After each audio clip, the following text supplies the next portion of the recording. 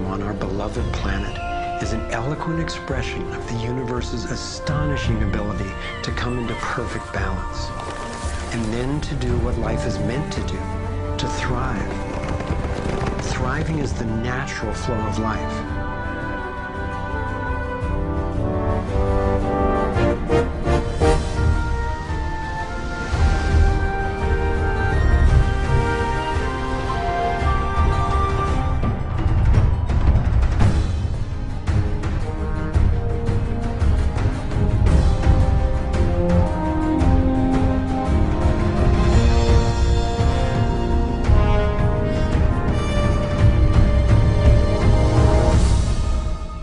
Consider what is surely one of the greatest wonders of all, how a tiny egg and a single irrepressibly plucky sperm can unleash a process that brings forth in the end another one of us, a being of vast ability and unlimited potential, with a brain capable of complex and soaring self-reflection, legs made to dance and run, fingers nimble enough to weave a basket, play a violin, caress a face. If nature teaches us anything, it is that life is meant to work, and that like every living thing, our purpose is to thrive.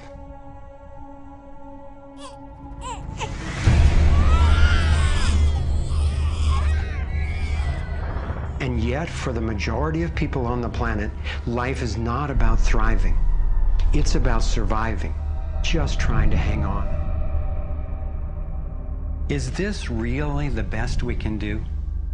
Did the universe labor for nearly 14 billion years only to bring forth a species that would end up as an enemy to life itself and to its own home?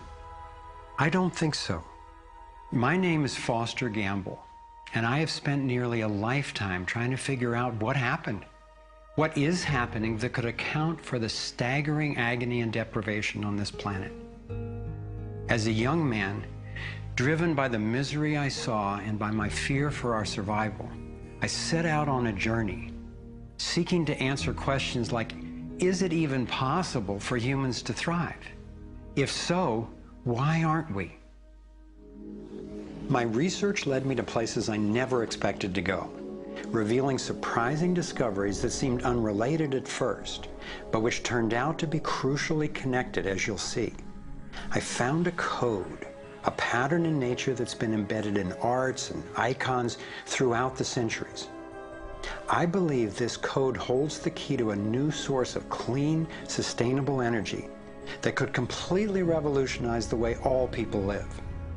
I came to understand how our economic system is rigged, and I found out what we can do about it. My journey revealed ways we can claim our power to create liberating, healthy systems everywhere on Earth. I have realized that we are not a mistake. We are simply mistaken. We've been blinded to our brilliance, shorn of our strength, ignorant of our genius, unaware of our true power and magnificence. But all that is about to change. I invite you to share with me the highlights of my unlikely journey. I've created this navigator to take us through time and space. Let me show you around. On this screen, we can access what I call our vitals. It's the critical data we don't get from the corporate media, which in the US has consolidated from 50 companies down to 5 in just over 25 years. We'll use this to check on how we're really doing. The right screen tracks how to chart a healthy, sustainable course for living on planet Earth. I call these the navigating insights. And this will be our compass. Instead of a needle seeking north in our Earth's magnetic field, our compass is the shape of the field itself. And that shape, as you will soon see, has amazing technological and social ramifications. After a lifetime quest, I've come to believe that this pattern actually holds the key to a world that works for everyone. So let's go.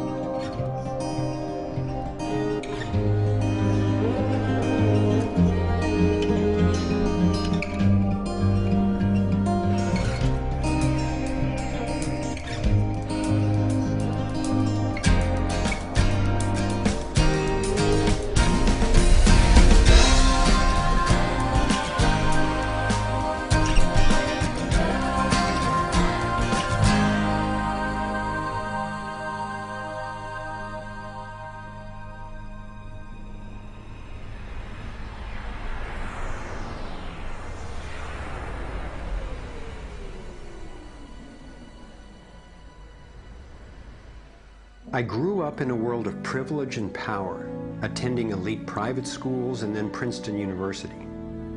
As a direct descendant of one of the founders of Procter & Gamble, I was groomed to be a leader in the establishment. But I chose a different path.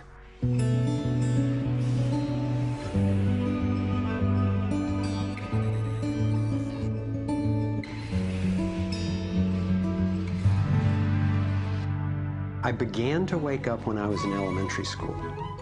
Adults were teaching me that the way to protect myself from a nuclear explosion was to duck under my desk and cover my head. That's when my serious questioning began. A couple of years later, I had a direct experience of universal energy. It happened one day when I was riding on a school bus, gazing out the window. I had a vision of a whirlpool pattern, and I just knew that the flow of energy I was seeing was the same in an atom as in our entire solar system. I felt deeply that I, too, was somehow made of that same pattern. This vision was what originally got me into science, into trying to figure out how the universe works and how we humans fit into the overall pattern of life energy. Years later, I learned that the pattern I saw is known by some in the scientific world. It turns out that in 1921, Albert Einstein got a Nobel Prize for discovering that when energy is released in the universe, there are little packets of wholeness that emerge. This pattern actually tells us a lot about how life evolves. Considering the enduring wonders of creation throughout the universe and how unsustainable so many of our human systems are, I figured learning how the universe creates and sustains life would actually be quite useful. Each of these little packets of wholeness that Einstein discovered, called a quantum, is made out of its surroundings but is distinct within it, like a whirlpool in water. These packets are always the same pattern, no matter what size, and they are surprisingly relevant to issues as seemingly disconnected as the wars in the Middle East, the global financial collapse, and how to achieve justice for everyone. We're about to explore how. Mathematicians call this pattern the torus. The energy in a torus flows in through one end, circulates around the center, and exits out the other side. It's balanced, self-regulating, and always whole. I was first officially introduced to the torus by scientist and inventor Arthur Young. Futurist Dwayne Elgin explains how the torus is the primary pattern that nature uses for life at every scale. Evolution means to unfold, to roll out. So the question is, what is the universe rolling out? And what the universe is rolling out is self-organizing systems, and you can see this at every scale. A self-organizing system is a technical term for just a system getting a hold of itself, knowing itself, essentially. And if we go to nature, we can look at and we can see these self-organizing forms throughout. We can see it in the cross-section of an orange, the cross-section of an apple. We can see it in the dynamic nature of a tornado. We can see it in the magnetic field around the Earth, a similar magnetic field around an individual. We can see it in the structure of an entire whirlpool galaxy. We can see it in the structure of a small atom. At every scale, throughout its entire history, the universe has one single project. It's growing toruses. The universe is a torus growing factory.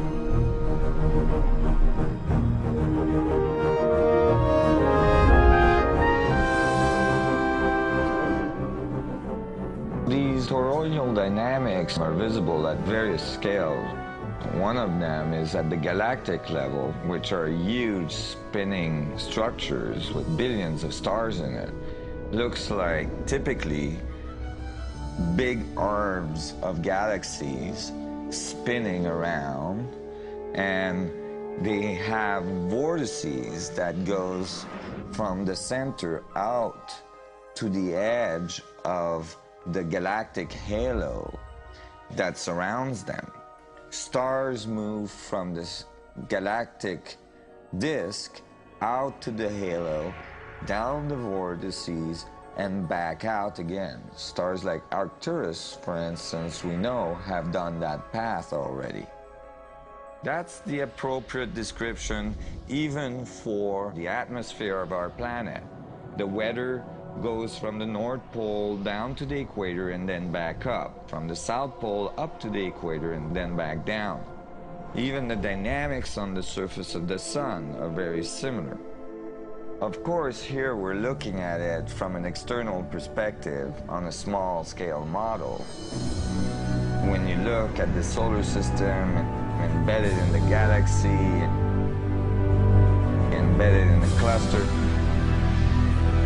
embedded in the supercluster, we're traveling in this boundless sea of infinite torus flow.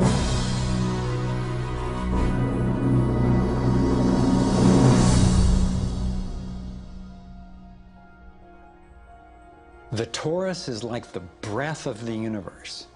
It's the form that the flow of energy takes at every scale of existence. But there's also an underlying structure in how the flow fits together, sort of like a skeleton. It's called the vector equilibrium, a term coined by one of the 20th century's greatest thinkers, Buckminster Fuller. Inspired by Fuller's visionary work, I spent decades researching the dynamics of the vector equilibrium and the torus. I became so excited by the potential of the toroidal energy form that in 1997 I co-founded a multidisciplinary think tank called the Sequoia Symposium to study the pattern and explore its applications. Our collected research convinced me that the torus and the vector equilibrium are primary patterns, fundamental to the creation of the universe at all scales. At the Sequoia Symposium gatherings, I learned of inventors who claimed they were using the torus dynamic as the basis for devices that generated energy without combustion.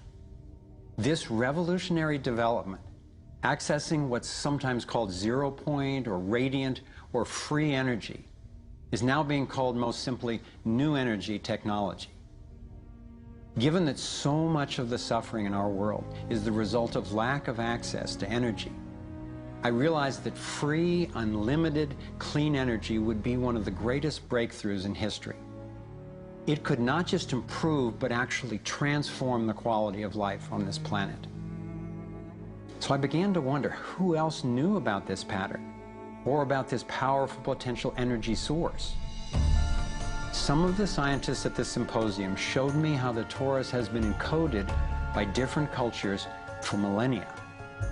Apparently, ancient cultures had embedded this code in the most enduring forms then possible, in stories, in icons, in alphabets, and buildings. Here we are at one of the world's oldest sacred sites, the Osirian Temple at Abydos, Egypt. Very little writing is found in the Osirian Temple. However, there is one very significant piece of information in that temple. It is a very faint but clear and precise drawing. It's not etched into the rock, it's not carved, it's burnt into the atomic structure of the rock in some extraordinary way. Nassim has decoded the Osirian symbol in 3 dimensions. Since our world is not two-dimensional, it makes sense that codes relaying information about our world also wouldn't be limited to flat designs. His 3-dimensional version of the Osirian symbol starts with the vector equilibrium, a perfectly balanced force field with 12 equal energy lines radiating out. They stabilize its center like the 12 spokes of a wheel. The primary pattern of balanced energy flow around this structure is the torus.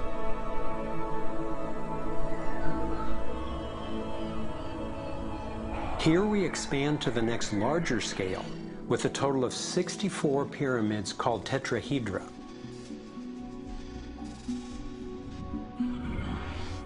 If we then put spheres in, representing the toroidal energy field surrounding each of the pyramids, and then we drop away the pyramids,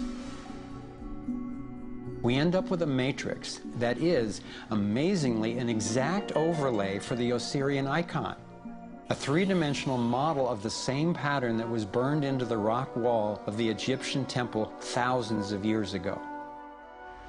Now we travel across continents, from Egypt to China, where the same geometry appears at another sacred site built in 1420. Then you go to the Forbidden City, where the sun gods reside, and where you find at the entrance the Fu dogs, the guardians of the knowledge. They guard the knowledge under their paw. The same geometry of 64 energy units is encoded again. I started wondering, is it just a coincidence that the exact same design appears in significant places on two different continents? But then Nassim showed me that this geometry of 64 is encoded time and again in cultures across the centuries and from all over the world. The Hebrew Kabbalistic tree of life creates the same structure we just saw, with the vector equilibrium again embedded at every level. The ancient Chinese system of wisdom called the I Ching is based on 64 hexagrams, symbols with 6 lines in a set, some continuous, some broken. These can be put together as the 6 edges of a tetrahedron, and together would form the 64 tetrahedron crystal.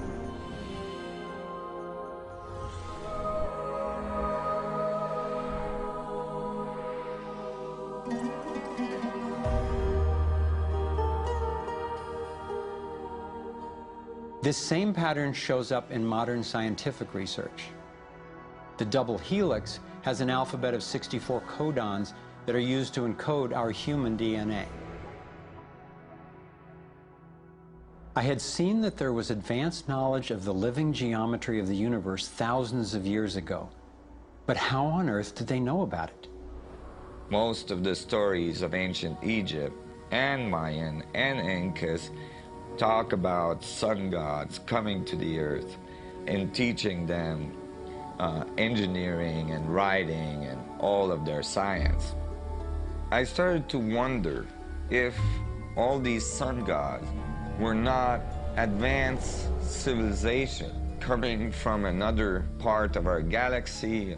These texts and many ancient cultures describe them as coming in flying boats, or in the Vedic tradition, flying machines, and so on. There is many mention of these sun gods coming through time.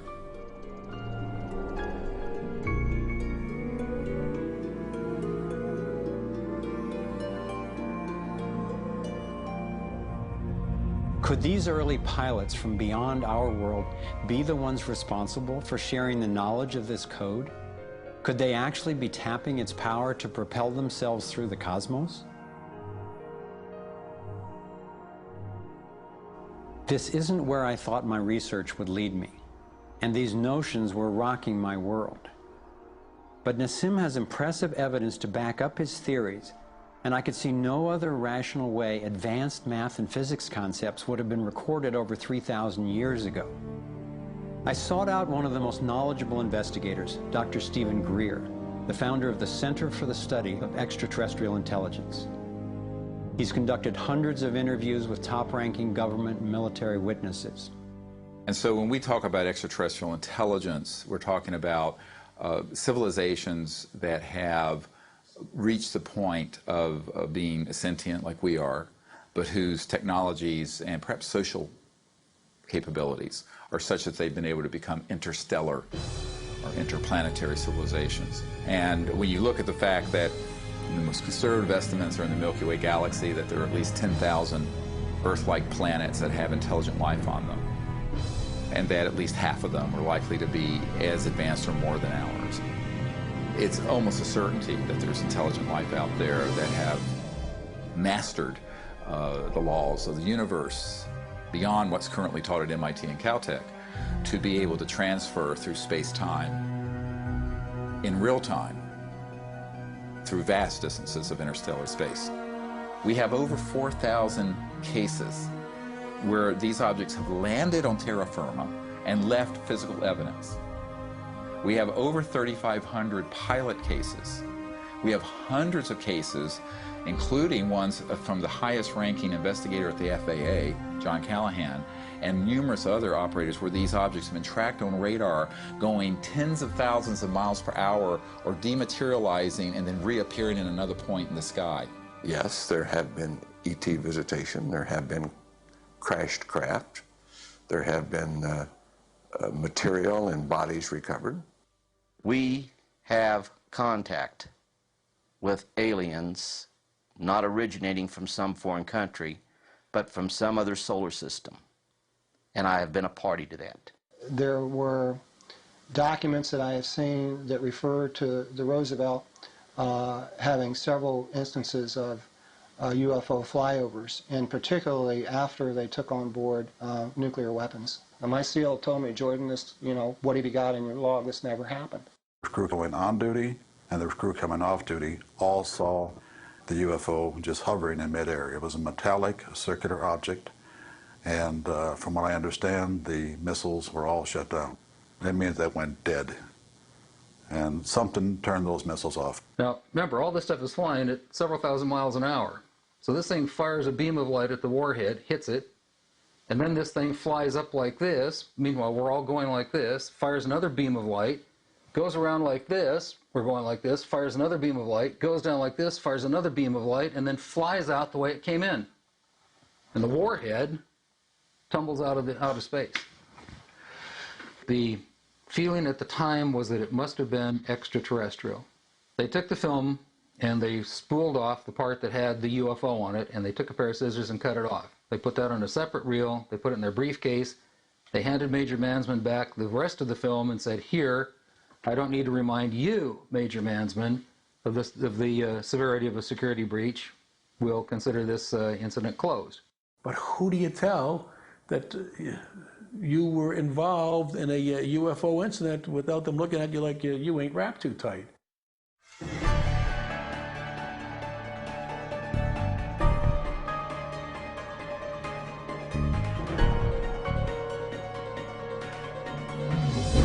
Out of all of the evidence for the existence of UFOs, one extraordinary phenomenon continues to astonish and inspire me. The appearance throughout the world of so-called crop circles.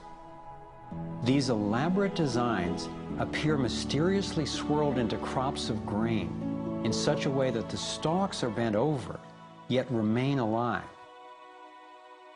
More than 5,000 of these patterns have appeared in over 30 countries, most of them in England. The media has led many people, including me at first, to write these crop patterns off as hoaxes, the nighttime work of a few pranksters. Of course, there have been faked versions, but those made by human hands are crude compared to the vast majority of these elegant creations. Could hoaxers have created all 5,000 of these patterns?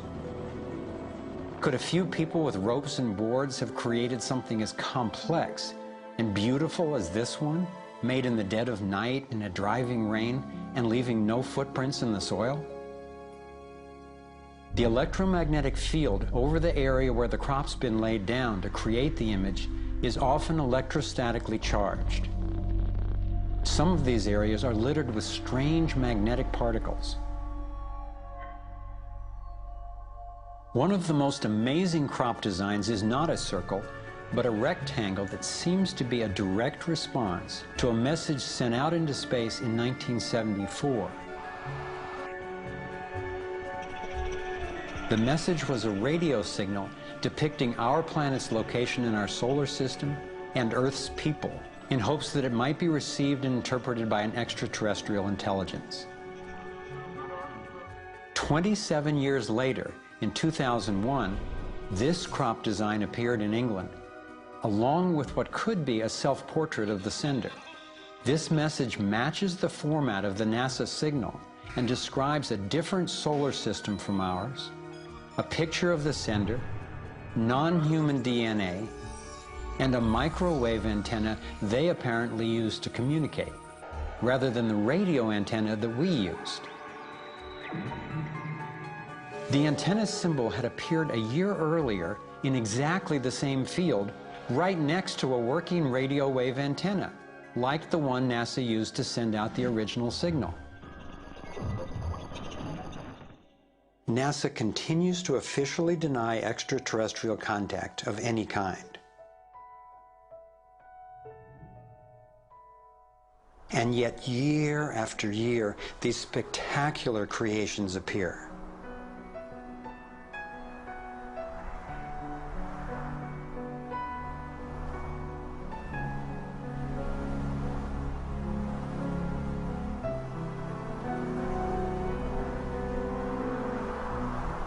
So what might these remarkable designs mean? Here are some two-dimensional versions that seem to be revealing the torus in 3D.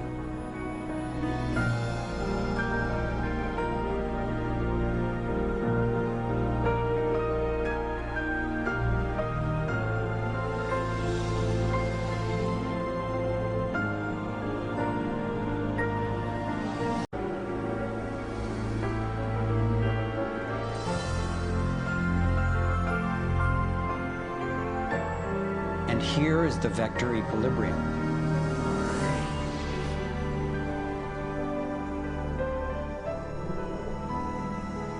And the related pattern of 64 that we saw encoded in the arts of so many ancient cultures.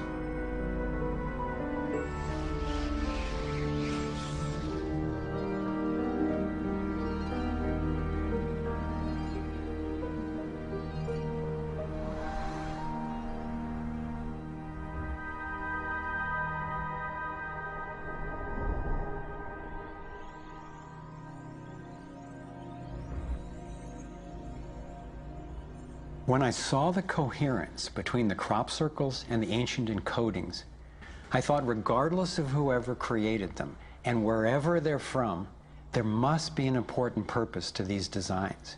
They're so coherent. I've come to believe that the pattern of the torus and the vector equilibrium, especially in the form of the 64 tetrahedron crystal, is showing us how energy works in the universe so that we can learn to align with it. I believe that they're giving us a model for accessing energy in a clean, safe, and limitless way, and a new means of propulsion. What more important message could there be to get to us, and especially now, from their perspective, as we're beginning to extend our careless reach beyond our planet? I got further confirmation of this notion when I met Dr. Jack Kasher, a former professor of physics at the University of Nebraska, who has also researched UFO phenomena.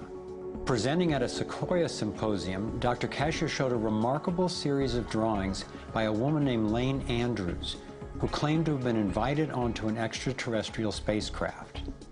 I was startled to see her detailed sketches of the toroidal energy field that she said propelled the vehicle and protected the passengers.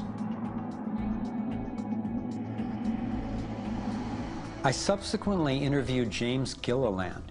James has many hours of UFO footage from his ranch near Mount Adams in Washington State. He also claimed to have gone on board an alien spacecraft. What blew my mind was that he had never met Lane Andrews and had no knowledge of her experience, yet he described a phenomenon that was amazingly similar: numerous ships with spinning rings of light. Could it simply be coincidental that James and Lane described the same torus dynamic, and that both of these people have been harassed extensively by government and military agencies? To some, the idea of UFOs may sound crazy, and yet from another perspective, it is completely plausible. The Earth is about 4.5 billion years old. That's 4,500 million years old. What if there's another planet that's almost exactly like us? Almost exactly. 4,501 million years old. They're a million years ahead of us. And on a galactic scale, they're almost our twin brothers. So where are we going to be in a million years? We'll have solved all these problems, and there's another way, whether it's wormholes or warping space. There's got to be a way to generate energy so that you can pull it out of the vacuum. And the fact that they're here shows us that they found a way. This is a major shock to the human system that is in process. I understand why people in our generation, people who aspire to positions of political leadership, etc., never dare go near that question, because it's a worldview challenge. It's a fundamental worldview challenge. So here we are, a relatively immature species struggling with possible self-destruction. If aligning with the torus does hold the key to a new form of clean, safe energy access, imagine the implications. This could be the most important technology breakthrough of our times. So who wouldn't want to have an energy source that's unlimited and freely available? That turned out to be a key question. And that's what led me down the next rabbit hole.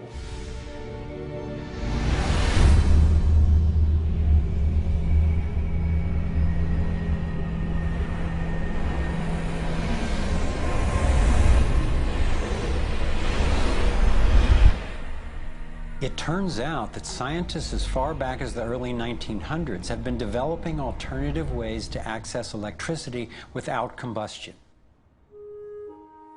Nikola Tesla believed he had tapped into what he called radiant energy. Many scientists believe he was accessing what's now called free energy. But before Tesla could finish the project, his financier, banker J.P. Morgan, who had a monopoly on the copper used for electrical lines, recognized how Tesla's invention could transmit electricity without wires. He then shut down Tesla's funding. Tesla's lab was burned down and he was ostracized, all for trying to implement his vision of unlimited energy for everyone.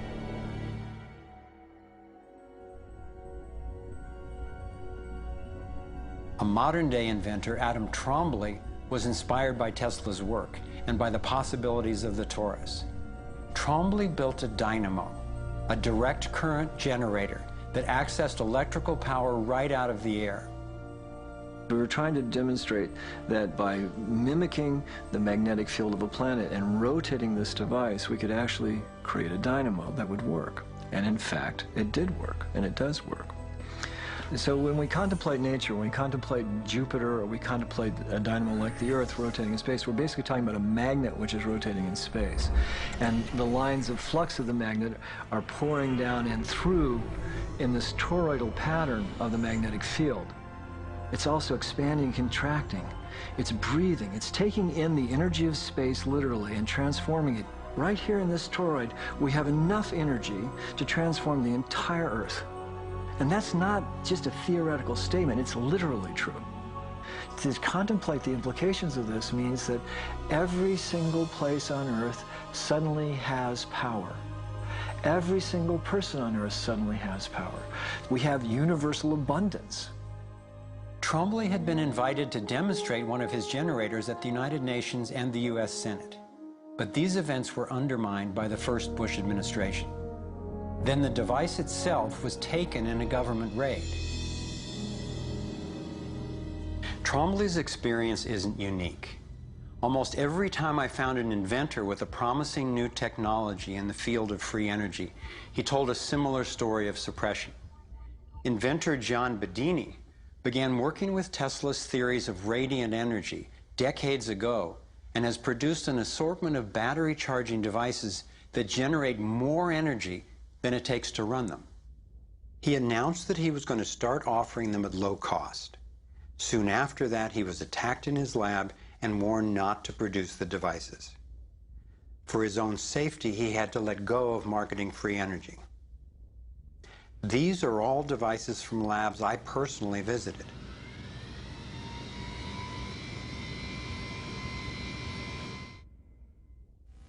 Now,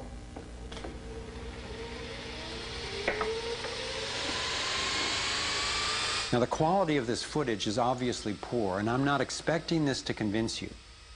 My point is that being there with these inventors, accompanied by experts, and seeing these new energy devices in operation convinced me that the technology is real. And the implications of that to me are absolutely thrilling. Canadian John Hutchison not only created some free energy batteries, but also used Tesla's theories to counter gravity, to make objects float. This could revolutionize the field of propulsion. His lab was raided and equipment was taken by police and government officials in 1978, 1989, and again in 2000. One of the scientists we were going to interview for this film was Dr. Eugene Malov, an engineer from MIT and Harvard, and editor of Infinite Energy magazine, which covers both theoretical and technological developments in the new energy field.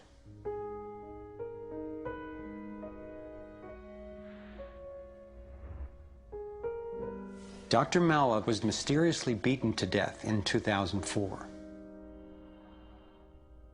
If these inventors were all hoaxers and charlatans, I wondered, why are they being suppressed so consistently and so brutally? I asked free energy inventor Adam Trombley why he thought this technology was being suppressed, and if the UFO phenomenon was related. We've had major military people at great risk to themselves say, yes, these things are real. Why do you think the military-industrial complex doesn't want that statement to be made? Because you start thinking about what kind of technology is behind that. That's the bottom line.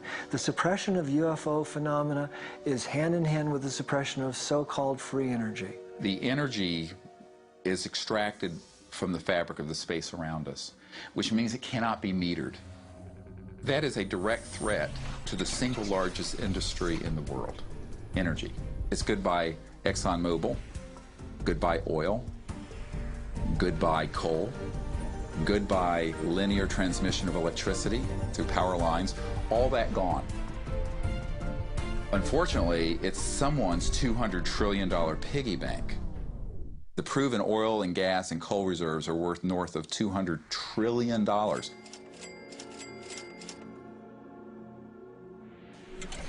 This information coming out would completely change geopolitical power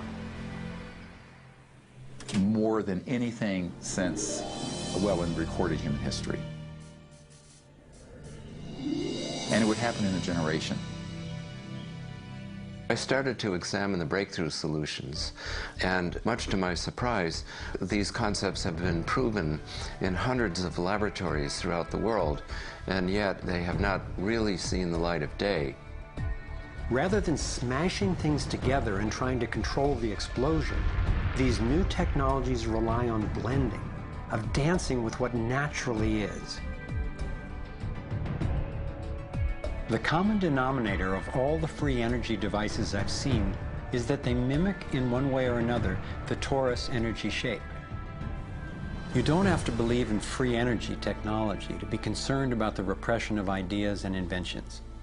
I found myself thinking, what better way to justify our dependence on oil, coal, nuclear, and other dangerous and dirty technologies than to claim there are no better, cheaper alternatives? It was my beloved wife and creative partner, Kimberly, who kept bringing me back to the human implications of my scientific research. For me, as intriguing as the torus and ETs and free energy are, the most compelling question was, would understanding these things really help alleviate human suffering in any way? And it turns out it can. So much of the pain on the planet has to do with the lack of access to energy. Can you stay warm? Can you get food and water? Can you get hospital care? All that has to do with energy access. If there is a fundamental pattern, which makes sense to me that evolution would be efficient in that way, and we can align with that pattern to create new technologies that will solve these problems, then it's worth it to me to open my mind to these socially taboo subjects. If the new energy technologies were to be set free worldwide, the change would be profound. It would affect everybody. it would be applicable everywhere. These technologies are absolutely the most important thing that's happened in the history of the world. So given the stakes, I decided to ask who's benefiting from suppressing scientific research? Whose wealth and power are threatened by access to clean, free energy? Who has a motive to set up a world where so few have so much and so many have so little? As an independent researcher, I followed one of the cardinal rules of investigative journalism. If a story doesn't make sense, follow the money.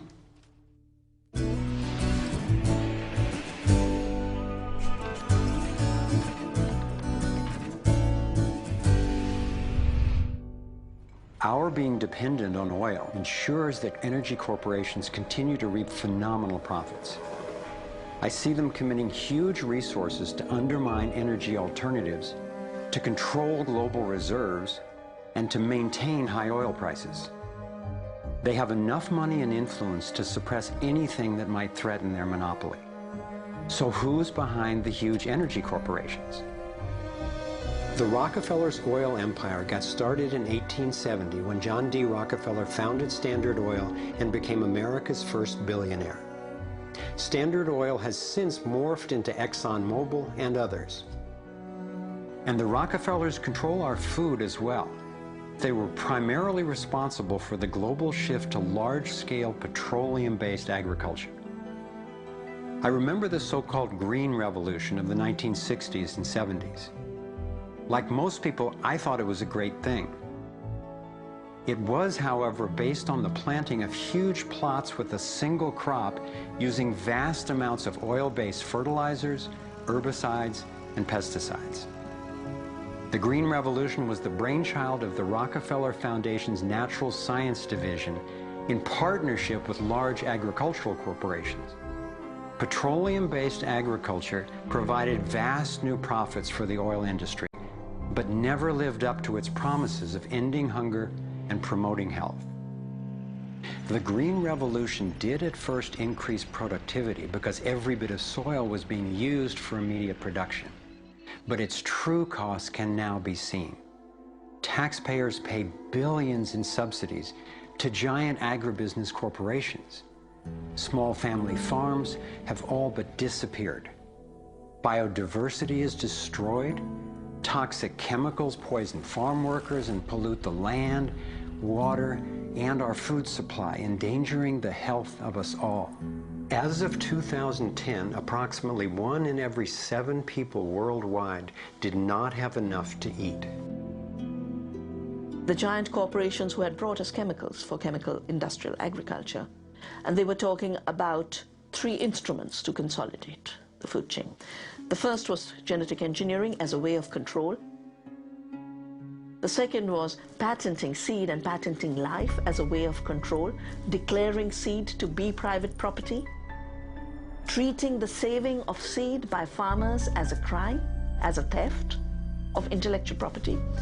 And the third was so-called free trade treaties that would rob ordinary people, farmers, growers, of their freedom to save seed. The design of Terminator technology to create sterile seed in order to impose even more dependence of humanity on a handful of corporations is the ultimate step in this. We are, through what we are doing with seed, literally for the first time, creating a new colonization, which I call the colonization of the future.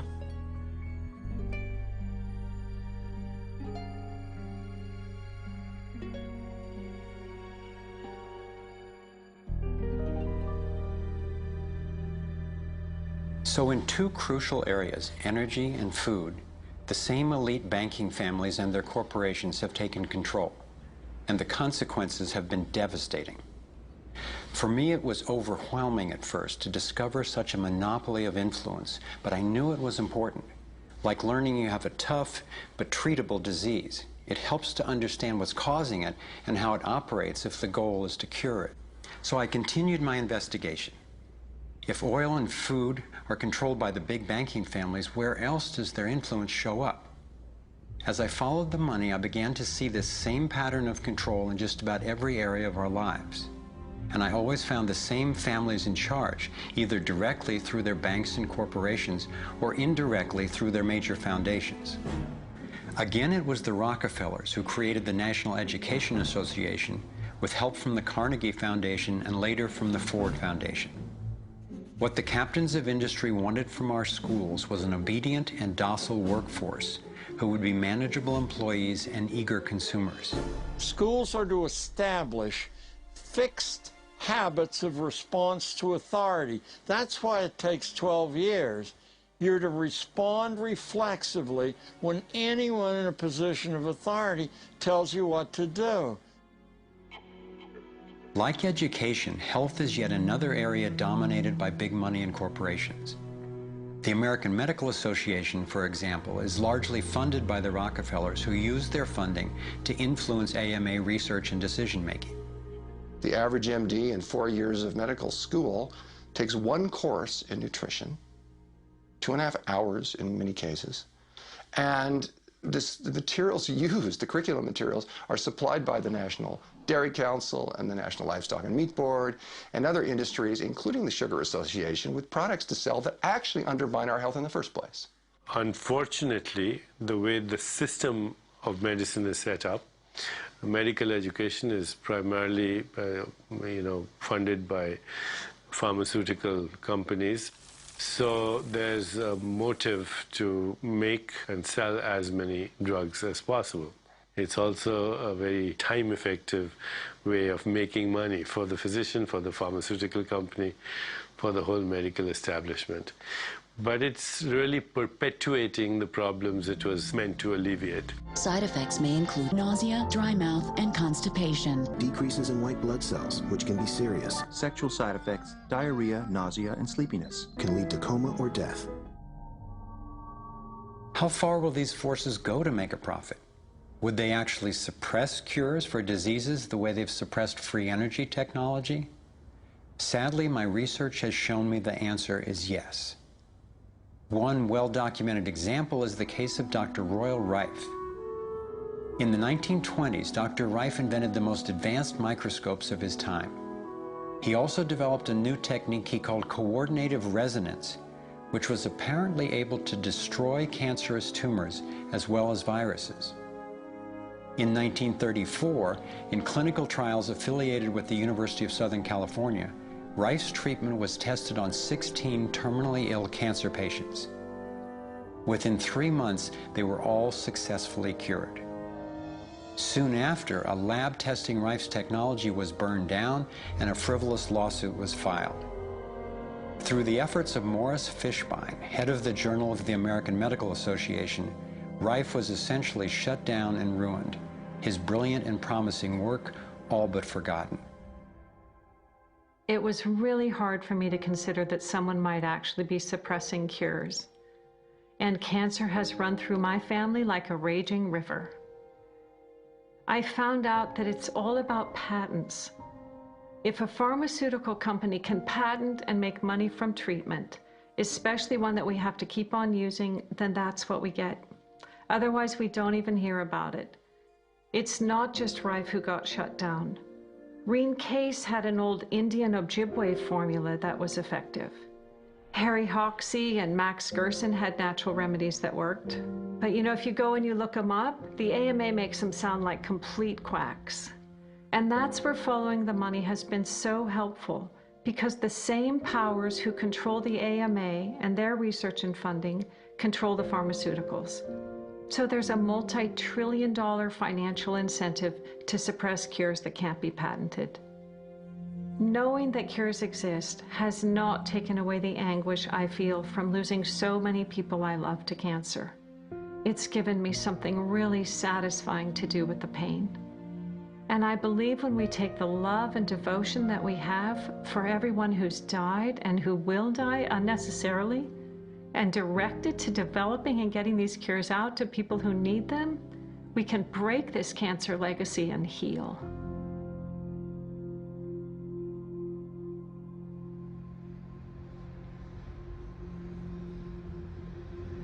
As difficult as it was for me, I have come to an inescapable and profoundly disturbing conclusion. I believe that an elite group of people and the corporations they run have gained control over not just our energy, food supply, education, and health care, but over virtually every aspect of our lives. And they do it by controlling the world of finance, not by creating more value, but by actually controlling the source of money. When I followed the money, I found that it took me up the levels of a pyramid. Here we are at the bottom level going about our daily lives. Above us is government, people who are given a monopoly on force and use it to tax and control us whether or not we agree. But who controls them? At the next level are the corporations. Many would say that it is now corporations and not nation states that rule the world. They call it a corporatocracy. To acquire the world's resources and control the markets, this corporatocracy must have access to cheap money. The big corporations get their loans at special rates from the big banks, which means that those who control the major banks, the moneyed elite, ultimately control the corporations. As I've followed the money, I've learned that almost everything I once believed about money is simply not true. It's interesting how few questions we actually ask about very everyday things, like when we go into a bank and we ask for a loan of, say, $50,000, £50,000, what actually happens? You see, most people live their lives based on a kind of vague image of what happens. What actually happens is you ask for £50,000, they type into your account £50,000. That's all they do. They don't mint any coins, they don't print any money, they don't move any precious metal anywhere. They just put £50,000 into your account on a computer screen. From that moment, you start paying interest on money that has never, does not, and will never exist.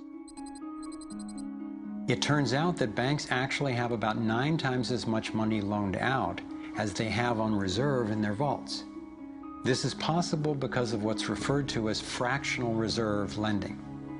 The way it works is that the Federal Reserve, or the central bank in any country, is legally allowed to determine the amount a bank must have on reserve. In the US, it's currently around 10%. So if you deposit $10,000 into the bank sets aside 10%, or $1,000, and then loans out the rest of your money. The way it works is, say another person comes into the bank and asks for a car loan of $9,000.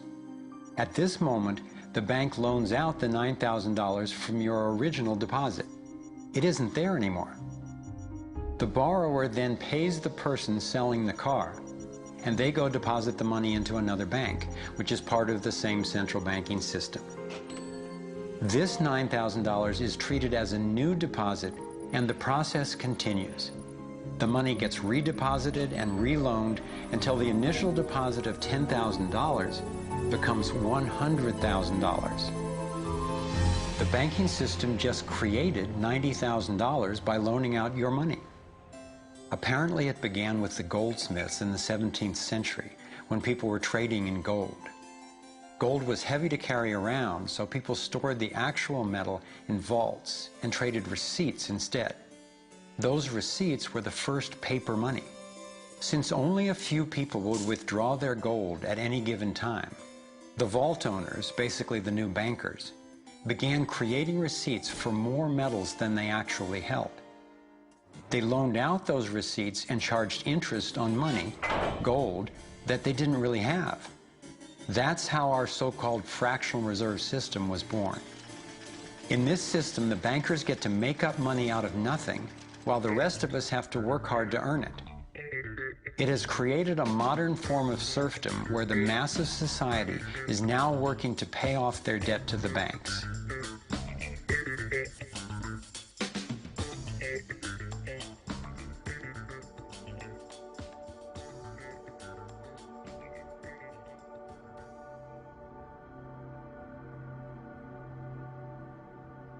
Under this fractional reserve scheme, we inevitably become debt slaves to a ruling class of financial elite, not because they are better or smarter than anyone else, but because they have rigged the system to benefit themselves at the expense of most people on the planet. Catherine Austin Fitts is an expert on this issue. She was an Assistant Secretary of Housing and Urban Development under President George Bush Sr., and then an advisor to the Clinton administration. Let's set up a game of Monopoly, and you want to buy Park Place. What I can continually do is just print money, give myself more money, lower the value of your money by printing more. No matter how hardworking you are or how successful you are, I can always end up buying you for free. So how come if you or I make up money, it's called counterfeiting, but if the banks do it, it's increasing the money supply? How did the banks get this power? This is Jekyll Island, where in 1910, representatives from the Rockefellers, Rothschilds, Morgans, and other private bankers gathered secretly to draft the legislation that would create the Federal Reserve. Ed Griffin literally wrote the book on what happened at Jekyll Island. Central banks are banking cartels which have gone into partnership with the respective governments in the countries where they operate. And they've been given monopolistic power over the creation of the nation's money supply. That's what the politicians handed to them as a gift, you might say, for the partnership. Now, in return, what did the bankers do for the politicians? They promised to create money out of nothing, now that they've got this legal power to do it anytime the government needs it. And since 2008, we've witnessed the greatest fake money printing run in recorded history. This financial sleight of hand disguises the costs, hides who's to blame, and leaves us as debt slaves working to pay off the bill. I found it revealing that in the same year the Federal Reserve was founded, 1913, the Internal Revenue Service was also established. An income tax was then instigated so you and I would have to pay the politicians' debt plus interest to the bankers. The problem is we have a privately owned central bank system in the United States disguised as a government-owned system.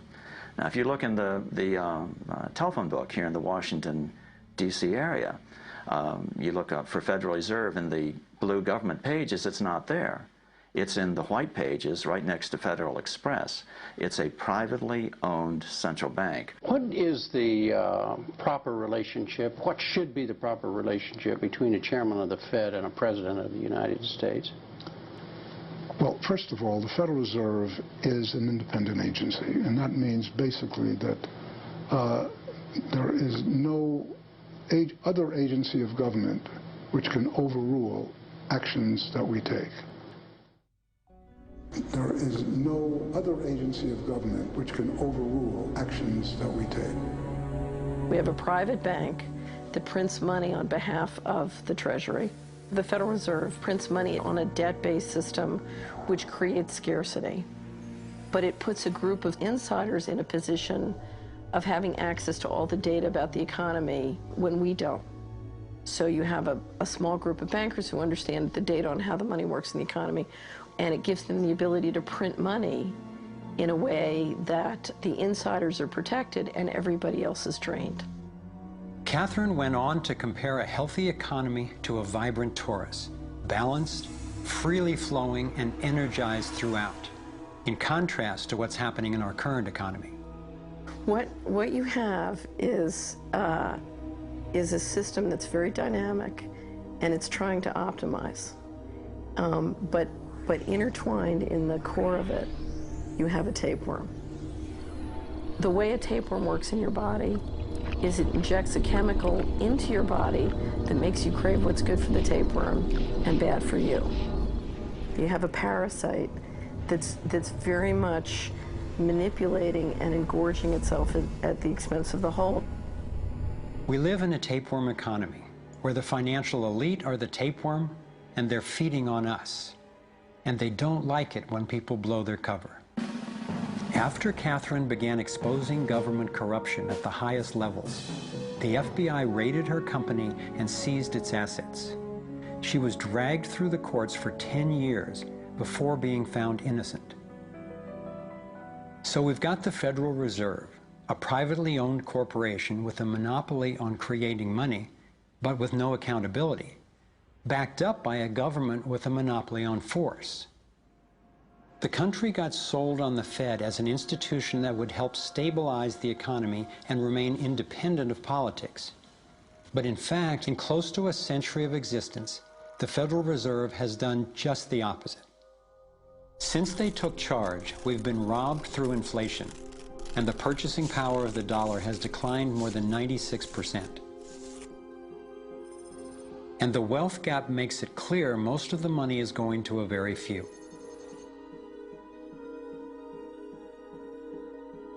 Only 16 years after the Federal Reserve was in power, America experienced the Great Depression.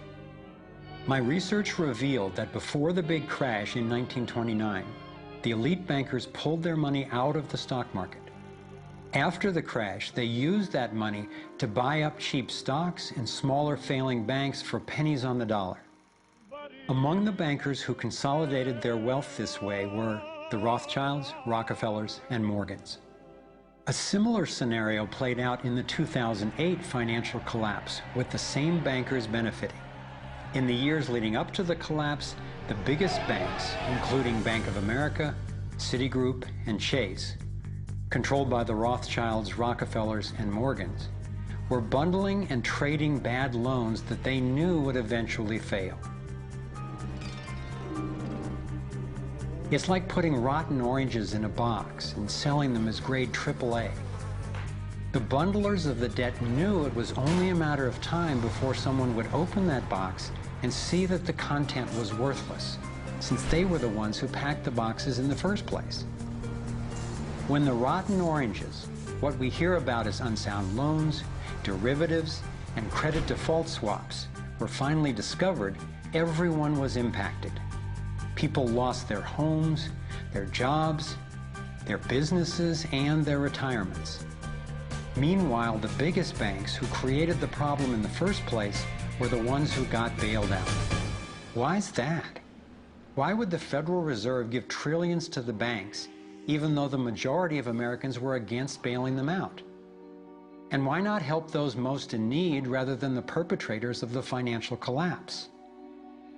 My research led me to believe that the same people who created the Federal Reserve, the Rothschilds, the Rockefellers, and the Morgans, still control it, and they use this scheme to bail themselves out at our expense.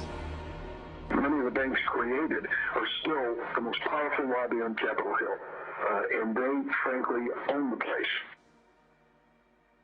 I'm convinced that the near collapse of the economy in 2008 resulted from an orchestrated pump and dump scheme designed and executed by the big bankers to consolidate wealth and power. David Icke explains how he sees the Federal Reserve rigging the so-called business cycles. Stage one, it's like throwing a fishing line out. Stage one, you put lots of money, units of exchange, into circulation. You do this by pushing interest rates down, by making lots of loans. This is the part of the cycle we call a boom. Because there's lots of units of exchange in circulation, there's lots of money changing hands. That generates lots of economic activity. That generates jobs. And as more and more money is spent, there's more demand, so companies take out more loans of fresh air money to increase their production. People get confident in their everyday lives. Hey, you know, I work for this company, they've got lots of orders, it's really going great, my job's safe, I tell you what, we can have a bigger house. Then they start to change it. What they do is they pull the fishing line in. They push interest rates up. Now, fewer people, are taking out loans, and they make the criteria for having a loan from the bank stronger anyway. And also, now, as interest rates have gone up, a larger part of people's income is going to pay back the extra interest and not being circulated in buying things. Suddenly, there's nothing like as much money in circulation, and therefore, fewer things are being bought. Companies start to go down in terms of their profits. They start to shed jobs, and they start to go out of business. People lose their jobs, they can't pay the mortgage anymore of the big house they took out in the good times. Now what the banks are doing is starting to reel the fishing line in, because as they go bankrupt, companies and individuals, the banks get the real wealth, the property, the land, the resources that they had signed to them for lending merely figures on a screen. Now this economic cycle of fishing line out, fishing line back, lots of units in circulation, pull them in, has been going on for centuries. And what it's done, it's stolen and accumulated for centuries. And what it's done, it's stolen and accumulated the real wealth of the world in the hands of the few.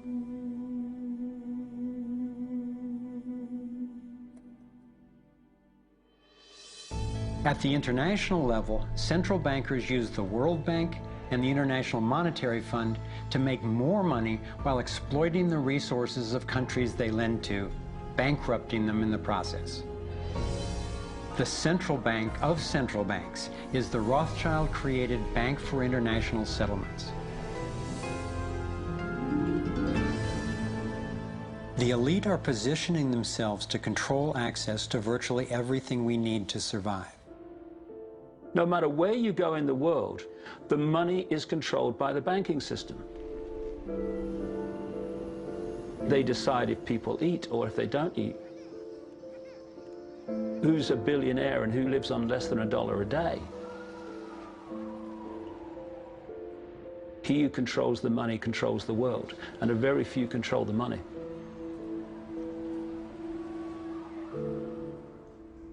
At this point, my view of the world had been turned upside down. I was struggling with the realization that the failure and suffering of so many is actually success and fulfillment for a few. The elite central bankers who fooled the world into letting them create money. They already have vast fortunes, so what is their end game? What is their ultimate agenda?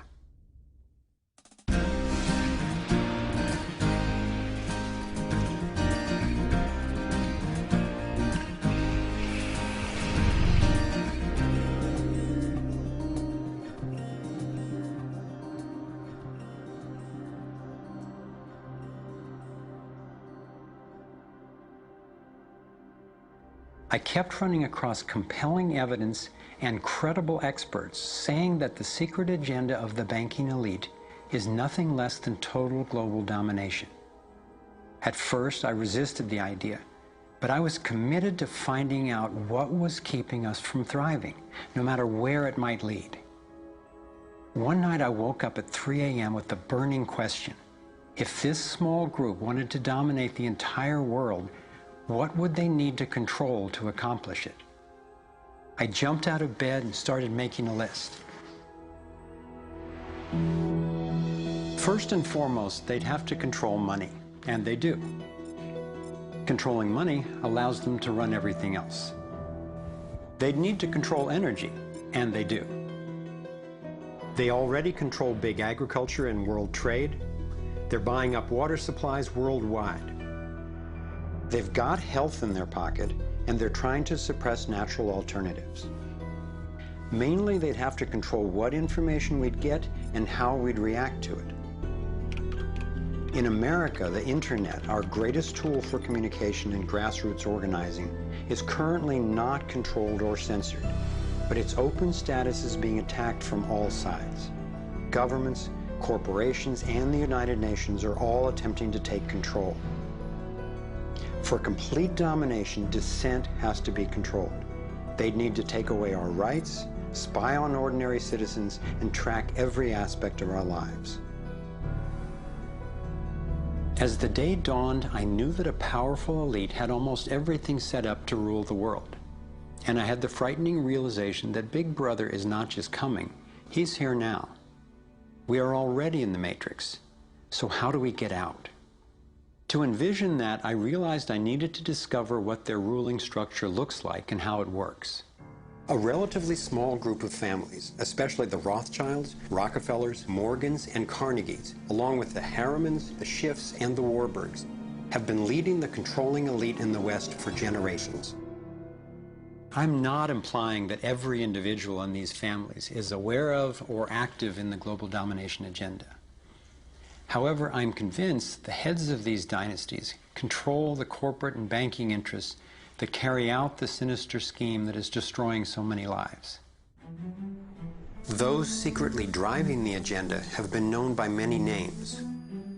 Leaked reports confirm that they meet throughout the world behind closed doors to discuss their agenda.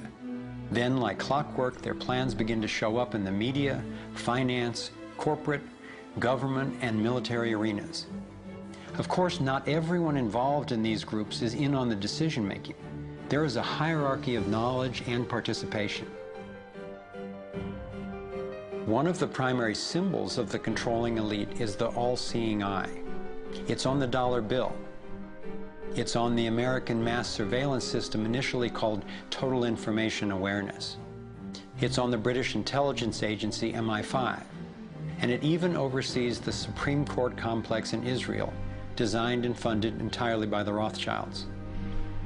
I believe they've taken the majestic image of the Cheops pyramid and its legendary metallic capstone and perverted the meaning to represent those at the top being able to track and control all those under them.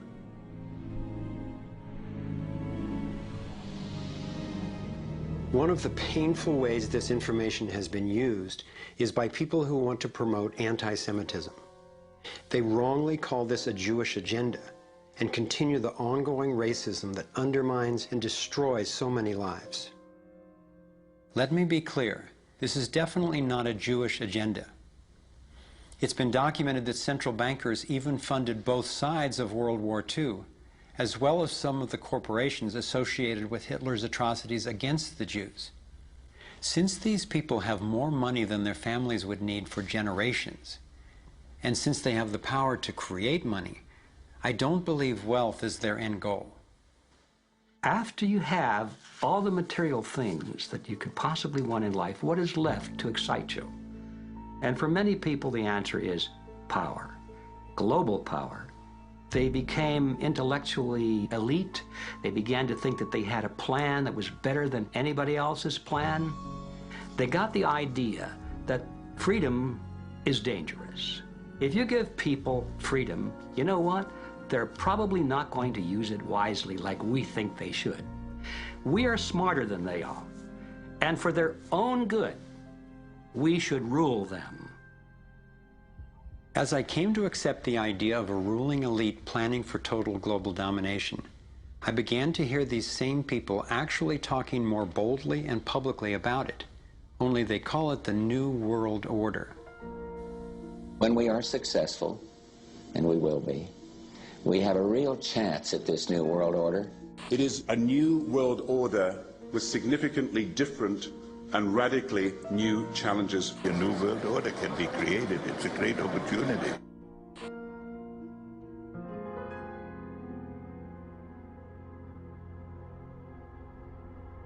Given the condition of our world, a new world order can sound like a great idea. But I had to distinguish between what I was discovering about global domination, a one-world government run by an elite few, and the reality of our global interconnectedness, which is the realization that at a fundamental and even spiritual level, we are not separate, we are all connected. But the agenda for global domination is really the exact opposite. It's a divide and conquer strategy to keep us all pitted against each other, thinking that it's the Democrats or Republicans, the liberals or conservatives who are the problem, when both parties are ultimately serving the same plan. I believe we're heading toward a totalitarian world authority, actually a military dictatorship, run by a tiny elite who have all the power and make all the rules. If they succeed, there'll be nowhere to run, nowhere to hide. Think about it. The whole notion of conspiracy has been so ridiculed that it's socially challenging just to consider it. And there's always a reasonable sounding story to explain any one incident on its own.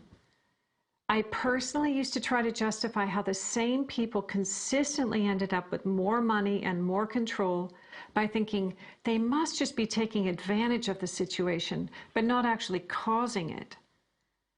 But after nearly a decade of putting the issues and the evidence together, I am convinced it is not random, and that a few very powerful banking elite families and their political and corporate partners do have an agenda to dominate and control the rest of us.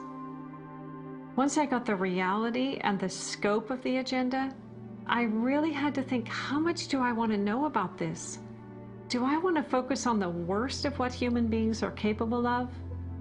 I decided it is worth knowing who these people are and how their organizations operate, because on the other side of the rage and the sadness are clarity and strength, the power we have to focus our efforts effectively now that we understand what's really going on.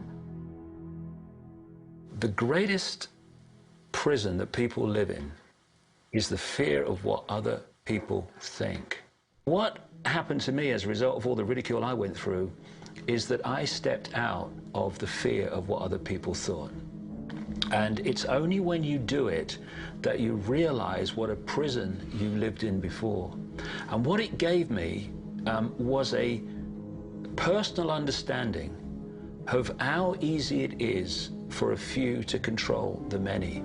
All you have to do is dictate the norms in society, what is considered right and wrong, moral and immoral, good and bad, sane and insane, possible and impossible.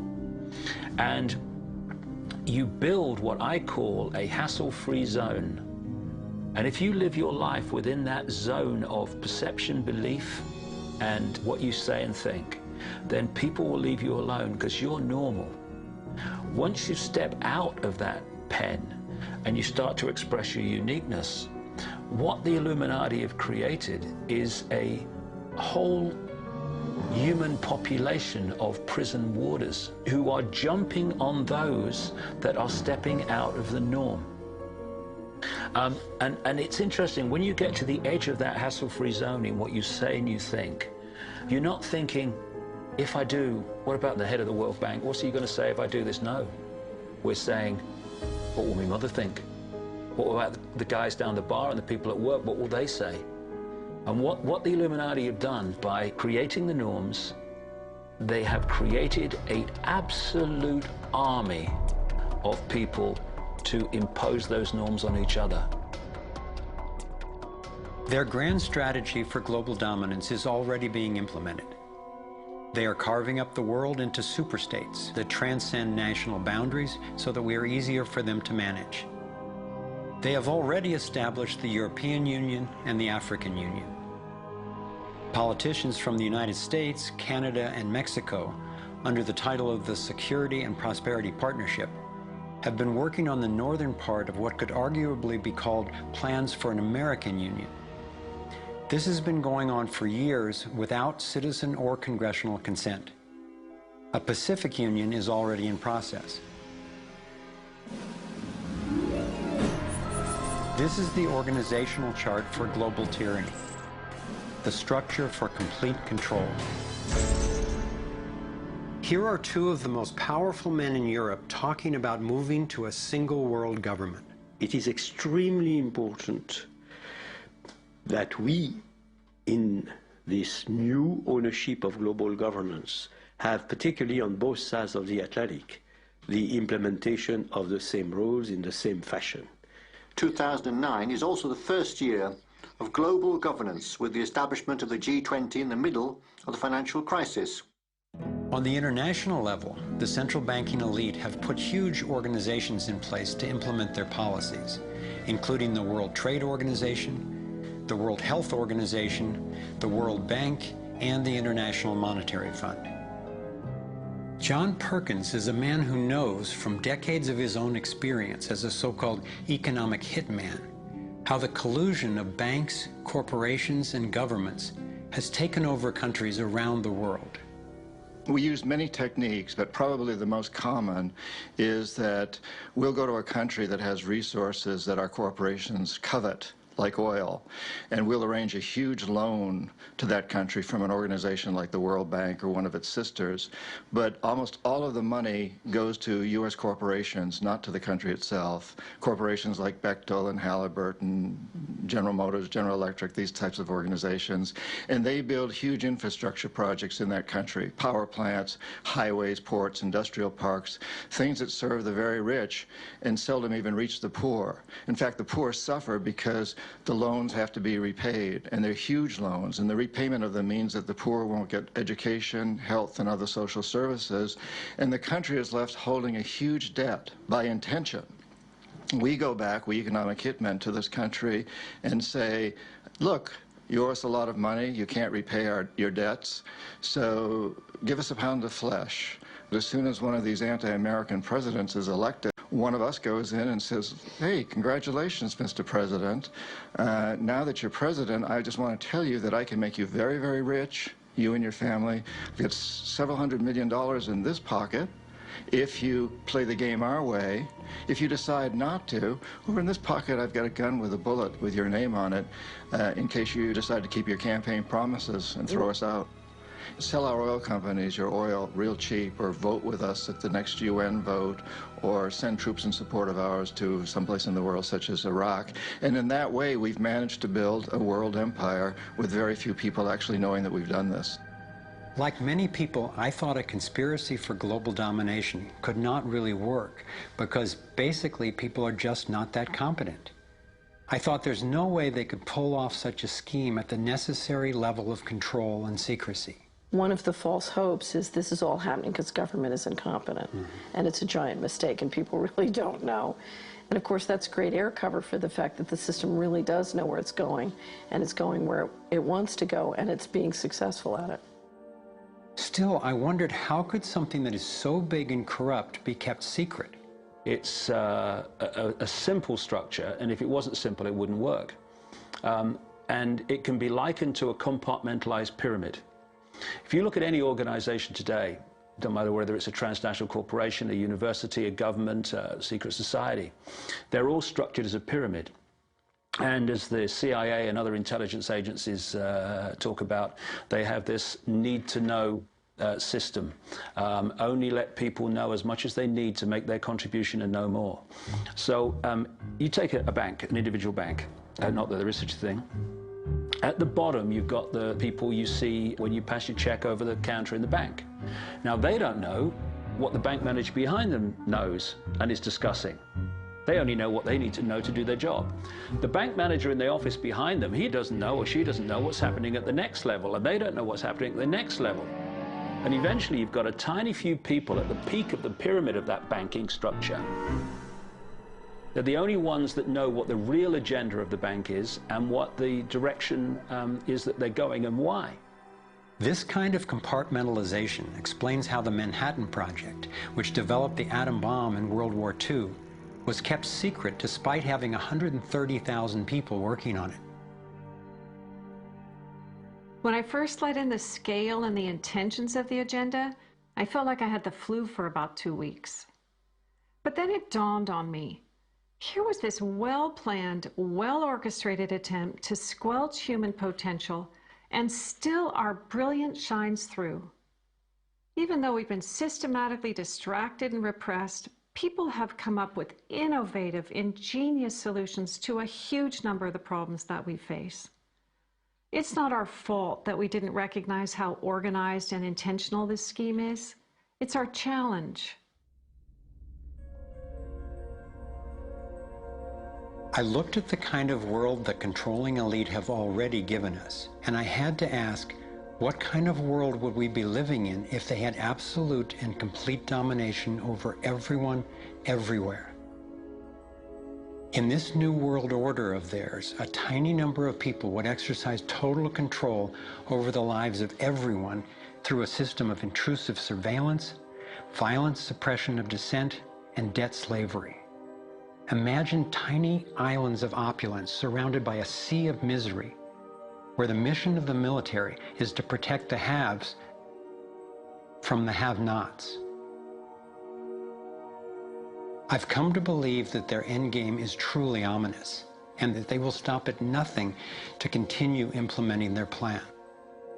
As difficult as it may be for Americans to accept, I'm now convinced the agenda of the global elite includes destroying the financial strength and sovereignty of the United States.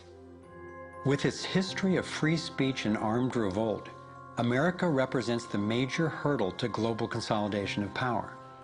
If they can succeed in bringing down this country, I believe the international elite intend to transfer the power and productivity of Americans to their one-world dictatorship, gradually taking over our lives in what David Icke calls the totalitarian tiptoe.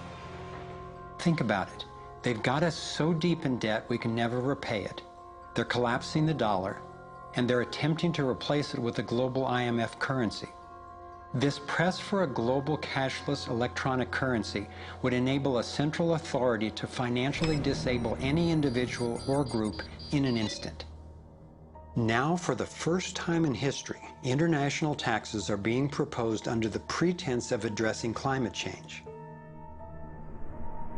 Like a Trojan horse, the suggested treaty unveiled at the 2009 Copenhagen Climate Conference appealed to our concern for the environment while distracting us from the fact that this unprecedented carbon tax would be paid to the World Bank and enforced by global police.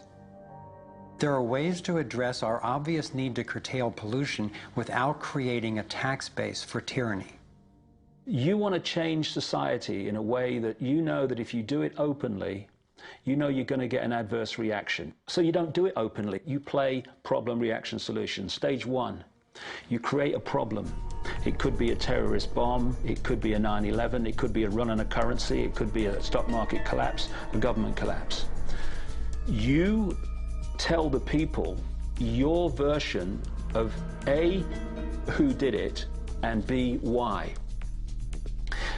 And at this point, problem, reaction, solution would fall down if we had a media that was in any way related to journalism. Instead, the mainstream media is a public relations office for the official version of events. Turns out President George W. Bush was right about Saddam Hussein hiding weapons of mass destruction. The virtually only way or source of information that the public have about this event is from the mainstream media.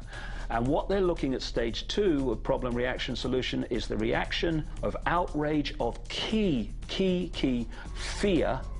And they want the public to say to the government, something must be done, this can't go on, what are you going to do about it? And this allows stage three, which is those who've created the problem, glean that public reaction with a false story, to then openly offer the solutions to the problems they have themselves created. The idea of using tragedy, manufactured or simply utilized, was deeply significant in my finally understanding how far these people will go to achieve their goals. It's a documented fact that we entered the Vietnam War under false pretenses. Former Secretary of Defense Robert McNamara has acknowledged that the attack on a ship in the Gulf of Tonkin didn't actually take place. Our judgment that we've been attacked that day was wrong. It didn't happen.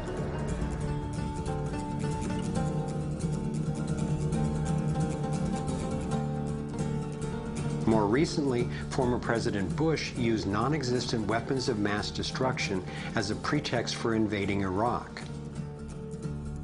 Tactics like this are sometimes referred to as false flag operations. An increasing number of people believe that 9/11 was a false flag operation by the global elite in order to set the stage for taking over Middle East oil and dismantling U.S. constitutional protections. There are lives in the balance. There are people under fire. There are children at the cannon. There is blood on the wire. There is blood on the wire.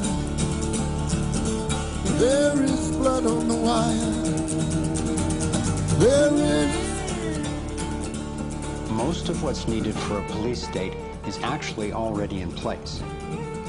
Right now in America, any of us can be imprisoned without warning or due cause, and we can be kidnapped, tortured, and assassinated legally if the government decides what we are doing is a threat to their plan. All they have to do is name us as a suspect in their so-called war on terror. We're being watched more and more. In 2010, there were 30 million surveillance cameras recording us in the US alone. When we demonstrate, we're now relegated to what are euphemistically called free speech zones. Zones for free speech? Every phone call and email we send is collected and archived and can be inspected at any time. Our driver's licenses and passports have computer chips implanted in them to track our every move. And now hospital patients are getting these same chips implanted under their skin. In fact, it was Procter & Gamble who developed these chips, initially for tracking their products. It's always offered as a way to help, but even an assistant director of Central Intelligence has admitted it's an entry point to getting all of us chipped for better tracking and control. These would-be controllers, through the U.S. Space Command, have outlined a plan called full spectrum dominance. Sophisticated satellite surveillance, as well as directed energy and laser weapons, which are already developed, have the ability to target dissenters anywhere on Earth. I believe they are also trying to ensure they can deal effectively with any resistance. FEMA containment camps and railroad cars with shackles have been recently constructed or refurbished all over the United States for use in what officials call times of pandemic or civil unrest.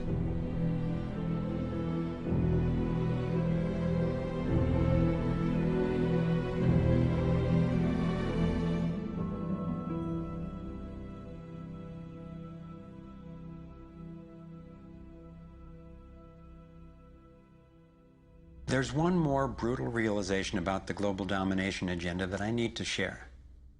This was a horrible one for me to grasp, but without it, this inquiry would be dangerously incomplete, and our solution strategies would be inadequately informed. In my research, I came across convincing evidence that their plan actually includes the elimination of the majority of the world's population. As sick as it sounds, it makes sense that they would be better positioned to succeed in their quest for absolute control if there are fewer of us to manage. Every time I've thought they wouldn't do that, I discovered I was wrong. I found startling documentation that eugenics is one of the core pillars of their plan. Eugenics is the practice where some people get to decide who's worthy to breed and who's not. Sterilization is one of the many insidious ways this covert plan is being implemented. In 1904, the Carnegies funded the first eugenics laboratory in Cold Spring Harbor, Long Island. The Rockefellers funded involuntary sterilization of people of color through their eugenics programs and funded the Kaiser Wilhelm Institute in Germany to further the racial supremacy agenda later adopted by Hitler. In 2007, the U.S. Department of Agriculture and Homeland Security funded a proposed project to aerial spray over 7 million people in urban areas of Northern California. After citizens organized against the plan, officials were forced to reveal that the spray included multiple toxins that can cause disease and disrupt the reproductive cycle. Fortunately, civil resistance stopped the project. The U.S. government has been caught over 30 times covertly experimenting with toxic chemicals on its own citizens, from soldiers, prisoners, and Native American reservations to entire towns and counties. Mass covert sterilization of women and girls, usually using secret additives to vaccines, has been exposed in Brazil, Puerto Rico, Nicaragua, Mexico, and the Philippines. These have been under the auspices of such programs as John D. Rockefeller's Population Council, the U.S. Department of Health, Education, and Welfare, where Nelson Rockefeller was undersecretary, and the Rockefeller-founded World Health Organization. Novartis and Syngenta, in cooperation with the U.S. Department of Agriculture and the Department of Defense, have field-tested a spermicidal strain of GMO corn that would render male consumers infertile. This was quietly announced as a contribution to the world overpopulation problem. The list goes on and on. Right now, global human fertility is plunging. I'm convinced that this is no accident. For me, being willing to consider and research a direct depopulation agenda was critical to my getting the whole picture and to generating responses that could be sufficient to the task we face. I know this may sound crazy, but imagine that it's 1932 and we're in Germany. If I told you that in the next decade millions of people would be exterminated, you would say impossible. No one would do such a thing.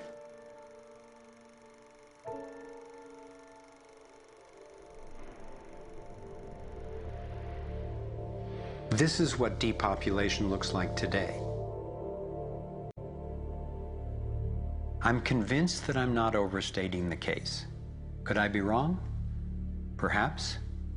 But what if I'm not? We are at a critical fork in the road in human evolution.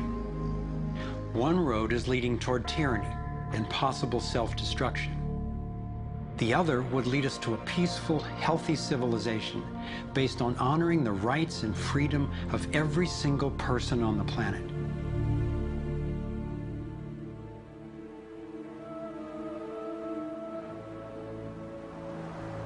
To set off in this new direction, it's up to you and me to clear that road. The time has come to say, enough. There is another way. I believe that together we have the knowledge, the resources, and the solutions to meet that challenge.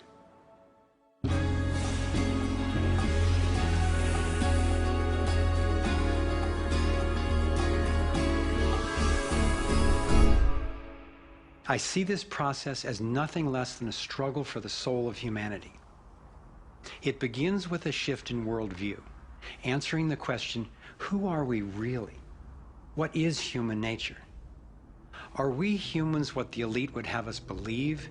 Stupid, greedy creatures who, if left to our own devices, would devolve into violence and chaos, and so for our own good must be ruled over by a self-appointed elite? Or are we naturally caring and creative?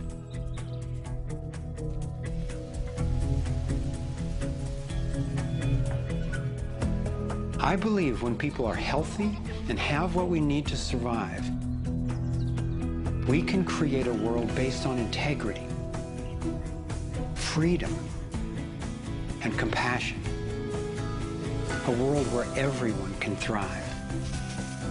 Which of these two views will shape our future? That's our choice now.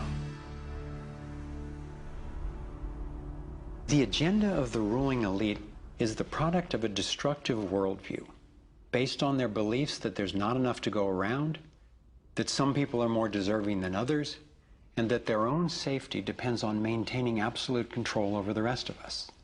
In short, their worldview is based on scarcity and fear. But as powerful as they are, the architects of the New World Order cannot create their dreadful vision without our collusion. To stop them, to render their agenda obsolete, we have to wake up. We have to take action.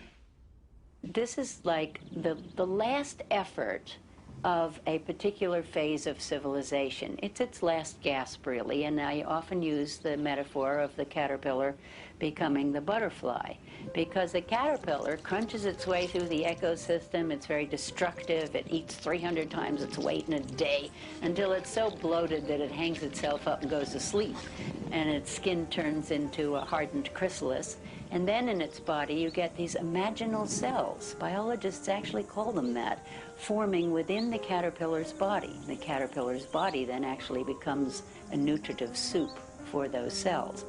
But what's important about that metaphor is that the old and the new coexist for a while. And it's the job of the caterpillar to preserve its life.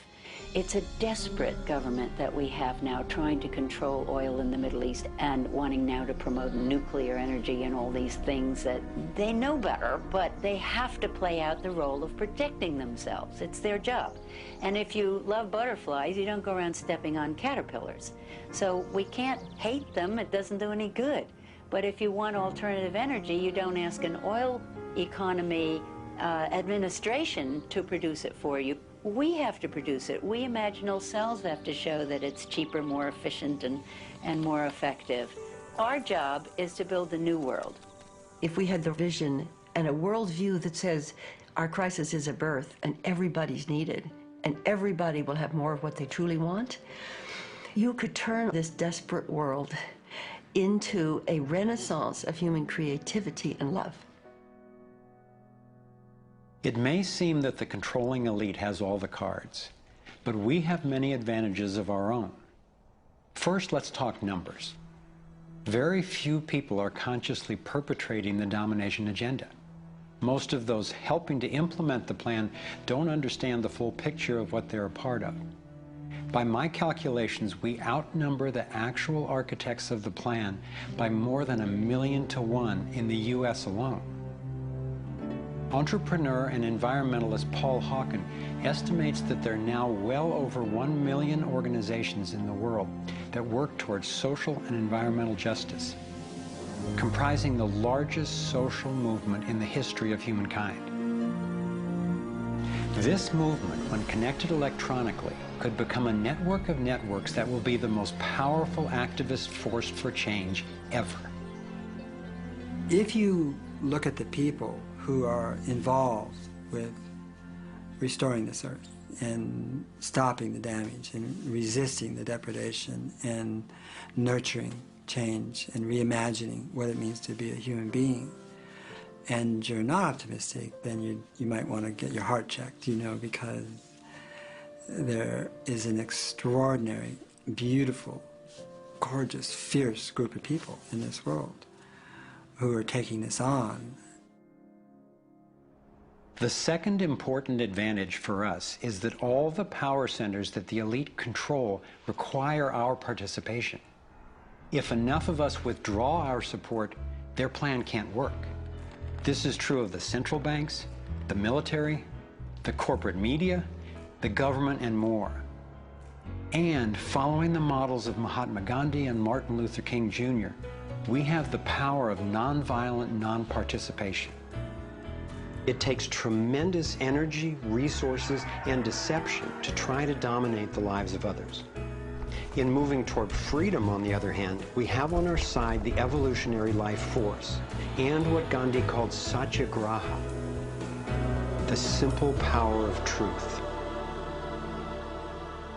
In India, we have thousands of villages which are now freedom zones. So we will not accept patenting. We will not cooperate with it, just like Gandhi did not cooperate with soil flaws.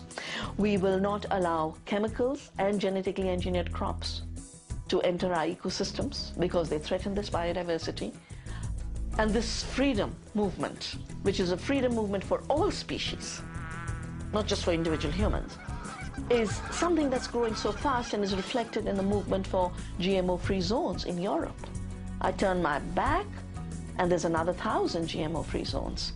90% of Italy, 90% of Austria. The freedom zones around the seed, around food, are creating massive shifts.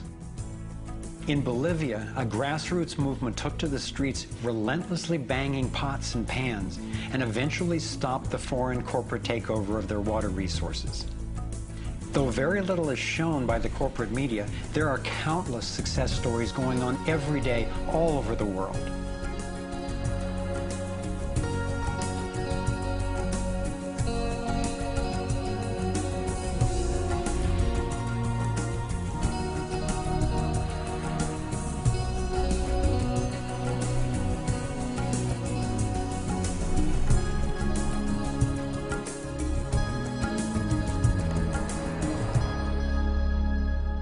I wasn't willing to make this film until I knew there were responses that are a match for the crisis.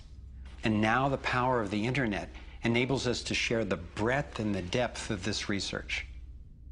We've spent years creating a vast website, thrivemovement.com, that brings it all together and makes the information and what we can do about it accessible to everyone. Here you have your very own navigator module to go deeper into the main subjects covered in the film: code, problem, and solutions. You can study strategies and tactics and connect with others to take high-leverage actions. Every fact stated in this film has been independently verified, and the reference is on our website. This sector navigator facilitates whole systems thinking that recognizes that actions in one area impact all the others. The center of the sector navigator is worldview, because it determines how we experience everything that happens within and around us. In every sector, you'll find critical issues, resources, group strategies, and individual actions to peacefully and productively affect real change. Our resource tree will link you to the people, organizations, and media that we most recommend to help you get more fully educated and engaged. I was encouraged to find that there are a minimum number of actions which, working together, can tip the scales. It's not endless. Once we see the big picture, we'll look at what each of us can do to help accomplish it. Let's take a look at the strategic antidotes to their economic domination. We need to stop any more bailouts of banks or corporations, dismantle the Federal Reserve, withdraw taxpayer support from central banking agencies such as the IMF and World Bank, allow development of alternative currencies and independent banks, and refuse international taxes. My main emphasis is on solutions in the U.S., because that's what I know best. But just as the predicament is global, so are the principles on which the solution strategies are based. Here are some tactical actions that we can take as individuals that don't take much time or money to make a real difference right now. Get informed, speak up, and connect with others. Bank locally. When we move our money out of the big centralized banks and into locally owned banks and credit unions, we defund the problem and fund the solution all in one move. Buy and invest responsibly. Every dollar you spend sends a message. Join the movement to audit and end the Federal Reserve. It's robbing us. Join a coalition to keep the internet fair and open. Don't let anybody take control over it. Support independent media. Get your information from diverse sources and think about who's funding the news you get. Support organic, non-GMO farming. Join movements to bring about honest elections, including traceable paper ballots and campaign finance reform. Congress can only be accountable to us when corporations stop funding them. Advocate for renewable and new energy technology. Bring the conversation about free energy out into the open. It will transform the power dynamic on this planet faster than anything in recorded history. Sign up for critical mass actions. It's a strategy to leverage our power by waiting until a huge number of us agree to participate before taking an action. Imagine 1 million of us acting in unison. Then again, imagine even more.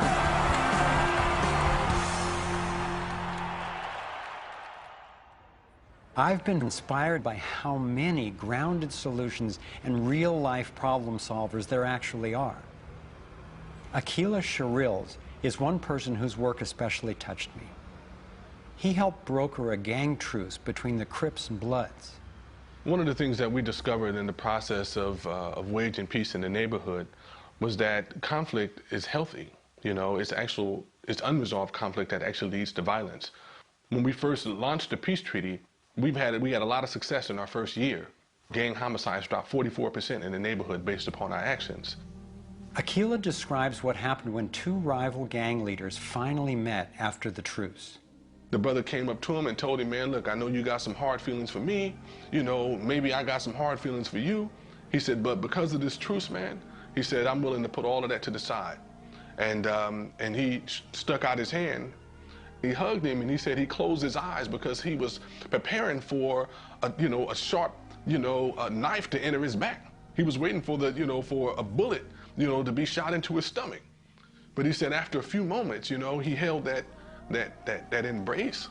You know, he realized that, you know, that it was genuine. I believe that having a clear picture of our potential is as important as uncovering what stands in its way. So I want to take you to a possible world of the future. It's a world the elite would have you believe is an impossible pipe dream, but I'm convinced it's a world that is utterly within our grasp. We can create a world where people can thrive, where we can feel safe and secure. The air, water, and food are clean. A world where communities are capable of producing their own energy and food, and trade is open and fair. Rather than focusing on punishment, instead justice restores lives and losses. Insurance pays doctors to keep people healthy. Education is voluntary, serving the needs of individuals instead of corporations. We get honest feedback from independent media. There are no subsidies and no bailouts. Imagine that with an honest money system, little or no taxes, and low electric and fuel bills, you would have the money to pay off your home and car and be free to save and invest. You would enjoy more wealth, freedom, and security, all while working the same or probably less. Let's say I started a mutual fund for my neighborhood, and all the neighbors had stock, okay? And so they healed the environment, and their stock went up in value. So instead of getting drained financially, they're making money. They're making money from things that make their kids safer and prevent the planet from dying. So you kind of have your cake and eat it too. Instead of working all week to make money and then coming home and trying to save the planet on the weekends, you can spend Monday through Friday making money saving the planet and then, you know, go to the beach. This vision of a thriving world is based on what could be called the liberty perspective.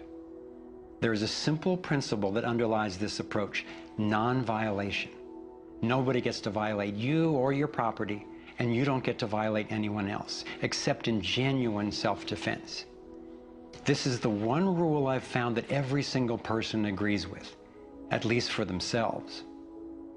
I believe that non-violation is the true north of humanity's moral compass and our core navigating insight. This insight can guide us and protect each and every individual as we set up voluntary, self-sustaining systems. It is a way of living that I can stand for wholeheartedly and without reservation. I've been profoundly influenced by the work of Austrian economist Ludwig von Mises, who developed a whole philosophy and economic system based on the core ethic of non-aggression. Motivated by having witnessed the ravages of communism and fascism in Europe, he committed his life to finding a just way.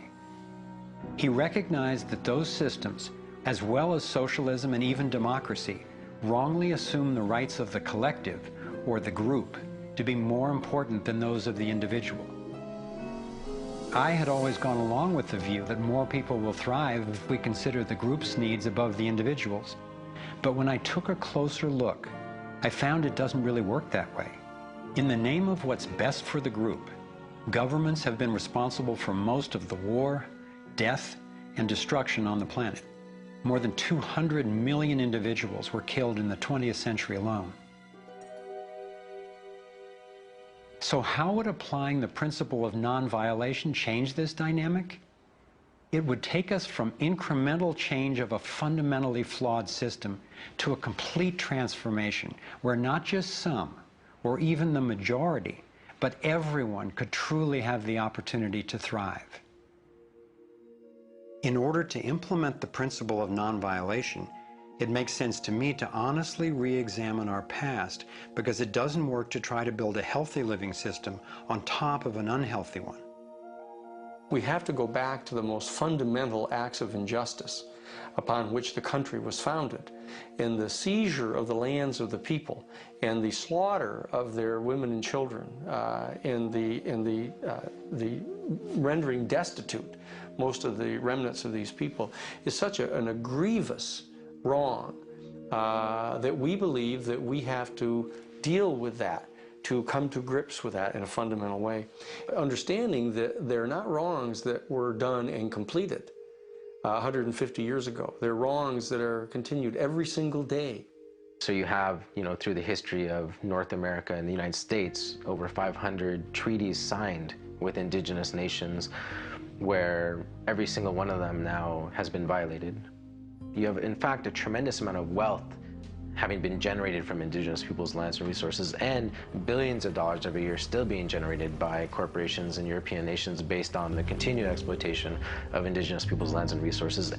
If we didn't have large corporations, if we didn't have Western governments defining how you and I were to relate to each other, living here in North America now together, how would we relate to one another?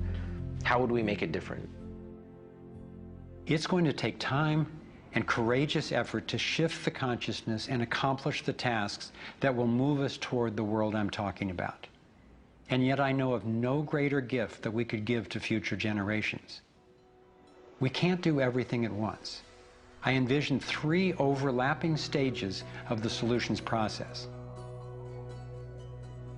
In stage 1, we bring as much integrity as possible to our current systems. If we cut the U.S. military budget in half, it would still roughly equal the defense spending of the entire rest of the world. Between that and getting rid of the Federal Reserve, over $1 trillion a year would be freed, enough to feed everyone on our planet, deal with social issues, and heal our environment. Many people believe that widespread starvation and poverty are inevitable, but compared to war, eliminating poverty and restoring the environment are cheap. According to Lester Brown's Earth Policy Institute, it would take under $200 billion a year to restore the Earth's environment and meet global social goals. But this stage isn't the end goal of the liberty perspective. While stage 1 has a lot of the compassion typically associated with a liberal Democrat agenda, stage 2 reflects much of the wisdom of the traditional conservative worldview. In stage 2, we shrink government's role to protecting individual liberty and stewarding things we share in common, like ecosystems and the airwaves we use to communicate. As the system gains integrity and we move to sound currency, people will have enough money to have more control over everything that affects them. Stage 3 grows out of the increasing freedom that people gain in stages 1 and 2, as they have more money and more time. There is no involuntary tax and therefore no involuntary governance. There's no monopoly on force. There are rules, but no rulers. Rigorously protecting individual rights turns out to be key for honoring our interdependence. We can be distinct and unified at the same time. As utopian as this can sound at first, I've been thrilled to see how much practical thinking has been done to deal with tough issues like healthcare, crime, and education. These 3 stages validate the best of both the liberal and conservative perspectives that have divided us for so long, and then reconcile them at a new level, around non-violation, a core ethic we all share. Stage 3 honors human incentive and finally includes the rights of not just many, not just most, but everyone. The Torus provides a template for a society based on integrity and wholeness. It conserves what's working. It has built-in feedback so it can self-correct and innovate to maintain balance. We can apply these and other features of the Torus dynamic to our human social systems. I truly believe that aligning consciously with the fundamental life energy pattern at every level, physical, emotional, mental, interpersonal, and environmental, is ultimately the art, the science, and the celebration of love. And that's what we're here to learn. The fundamental insight of our interconnectedness changed the way I approach everything. In my own life, I found a practical expression of this philosophy in the modern, nonviolent martial art of Aikido. It offers powerful guidance on how to respond effectively and non-aggressively to the global domination agenda. Morihei Ueshiba, its founder, taught that to practice Aikido one must mimic the movements of atoms and galaxies. Just as free energy technology blends with the toroidal pattern to access unlimited power, Aikido, the way of harmony, blends with the energy of an attacker, redirecting it to peaceful resolution.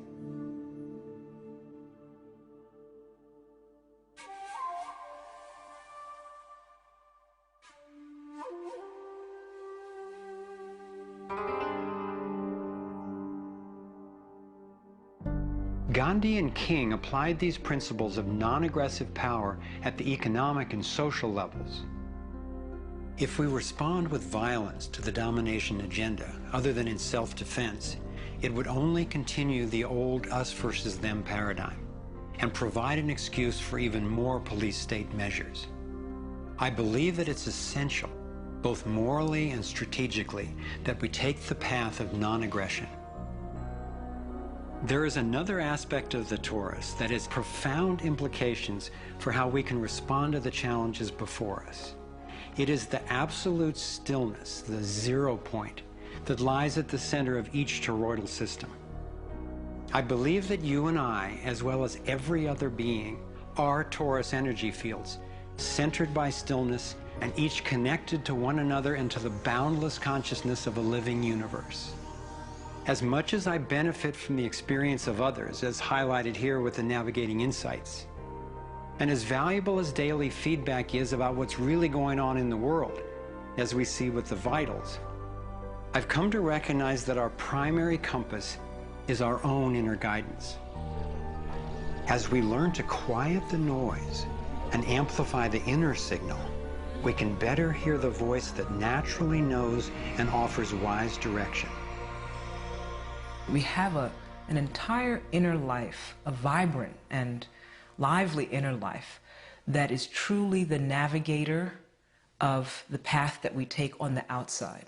If your inner life is the driver of how you show up in the world, it makes sense that if you want to have anything to do with where you're going, that you have to be in relationship to that inner life. You have to be in relationship to the driver. As we develop increased relationship to who's in the driver's seat, what happens is there is a synergy. It's a symbiotic relationship that our inner lives are actually able to be more in tandem with where we're choosing to go, and we're able to get there. We're not nearly as insignificant in our impact as we think we are.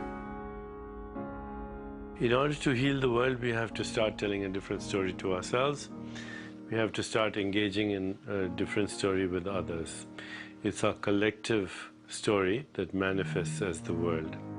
Humanity is now in a very interesting evolutionary phase in which we move from hostile, aggressive competition, which is the nature of young species, into a more mature mode of cooperation, collaboration. There's no question in this country that money, that capital is being increasingly concentrated in the hands of a few.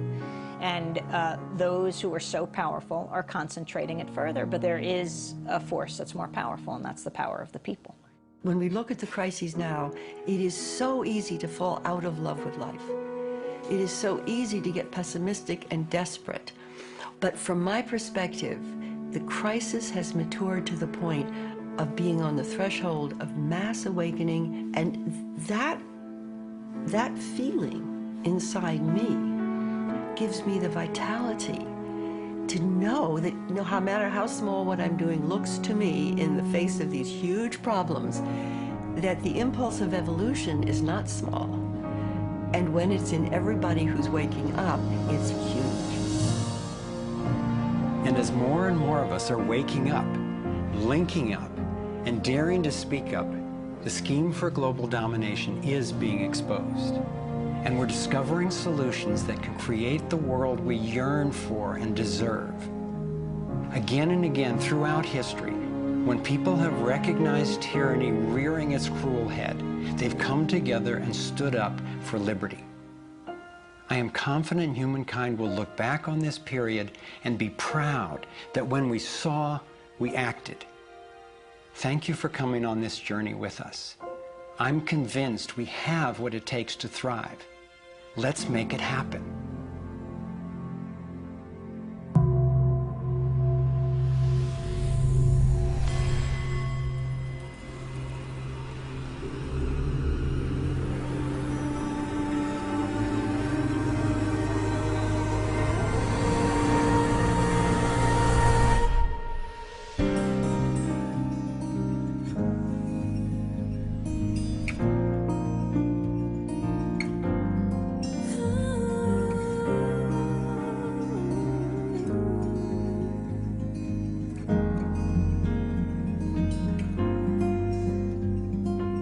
Cycles repeating, the earth is speaking, saying time has come. Wake up from this nightmare of life. So many shattered lives reaching out, crying out for freedom,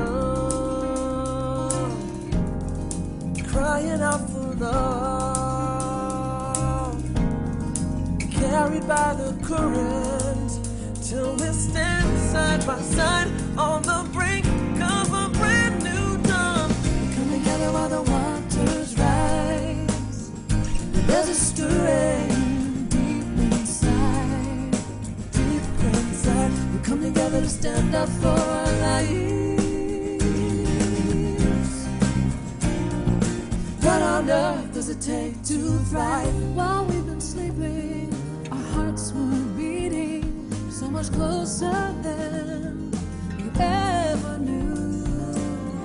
Beneath the noise, there is an inner voice whispering, clear and true. The veils are finally lifting, our ways becoming clear. There's a dream without a limit, and a vision so strong, every person knows they belong. Come together while the waters rise. There's a stirring deep inside, deep inside. We come together to stand up for our lives. What on earth does it take to thrive? Come together while the waters rise.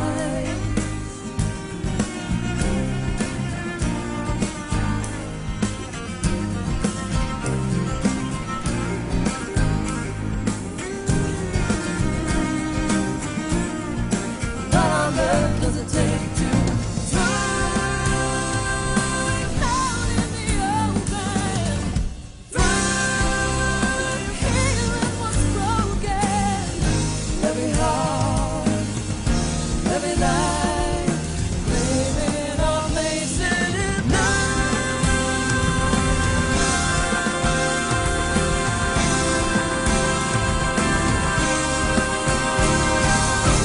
Coming together while the waters rise.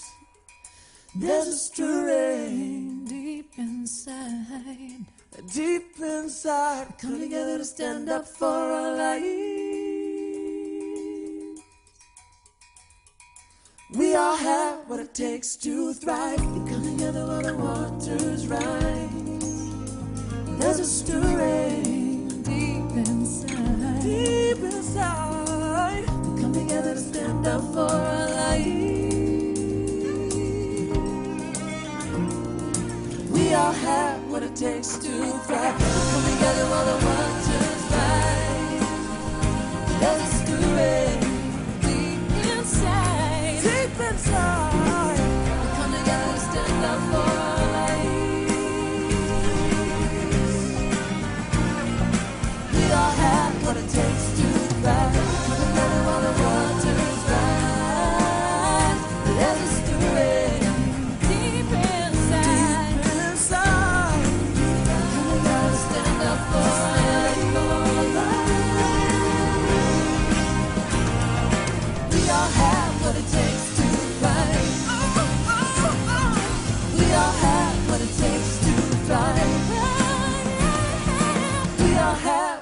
takes to thrive.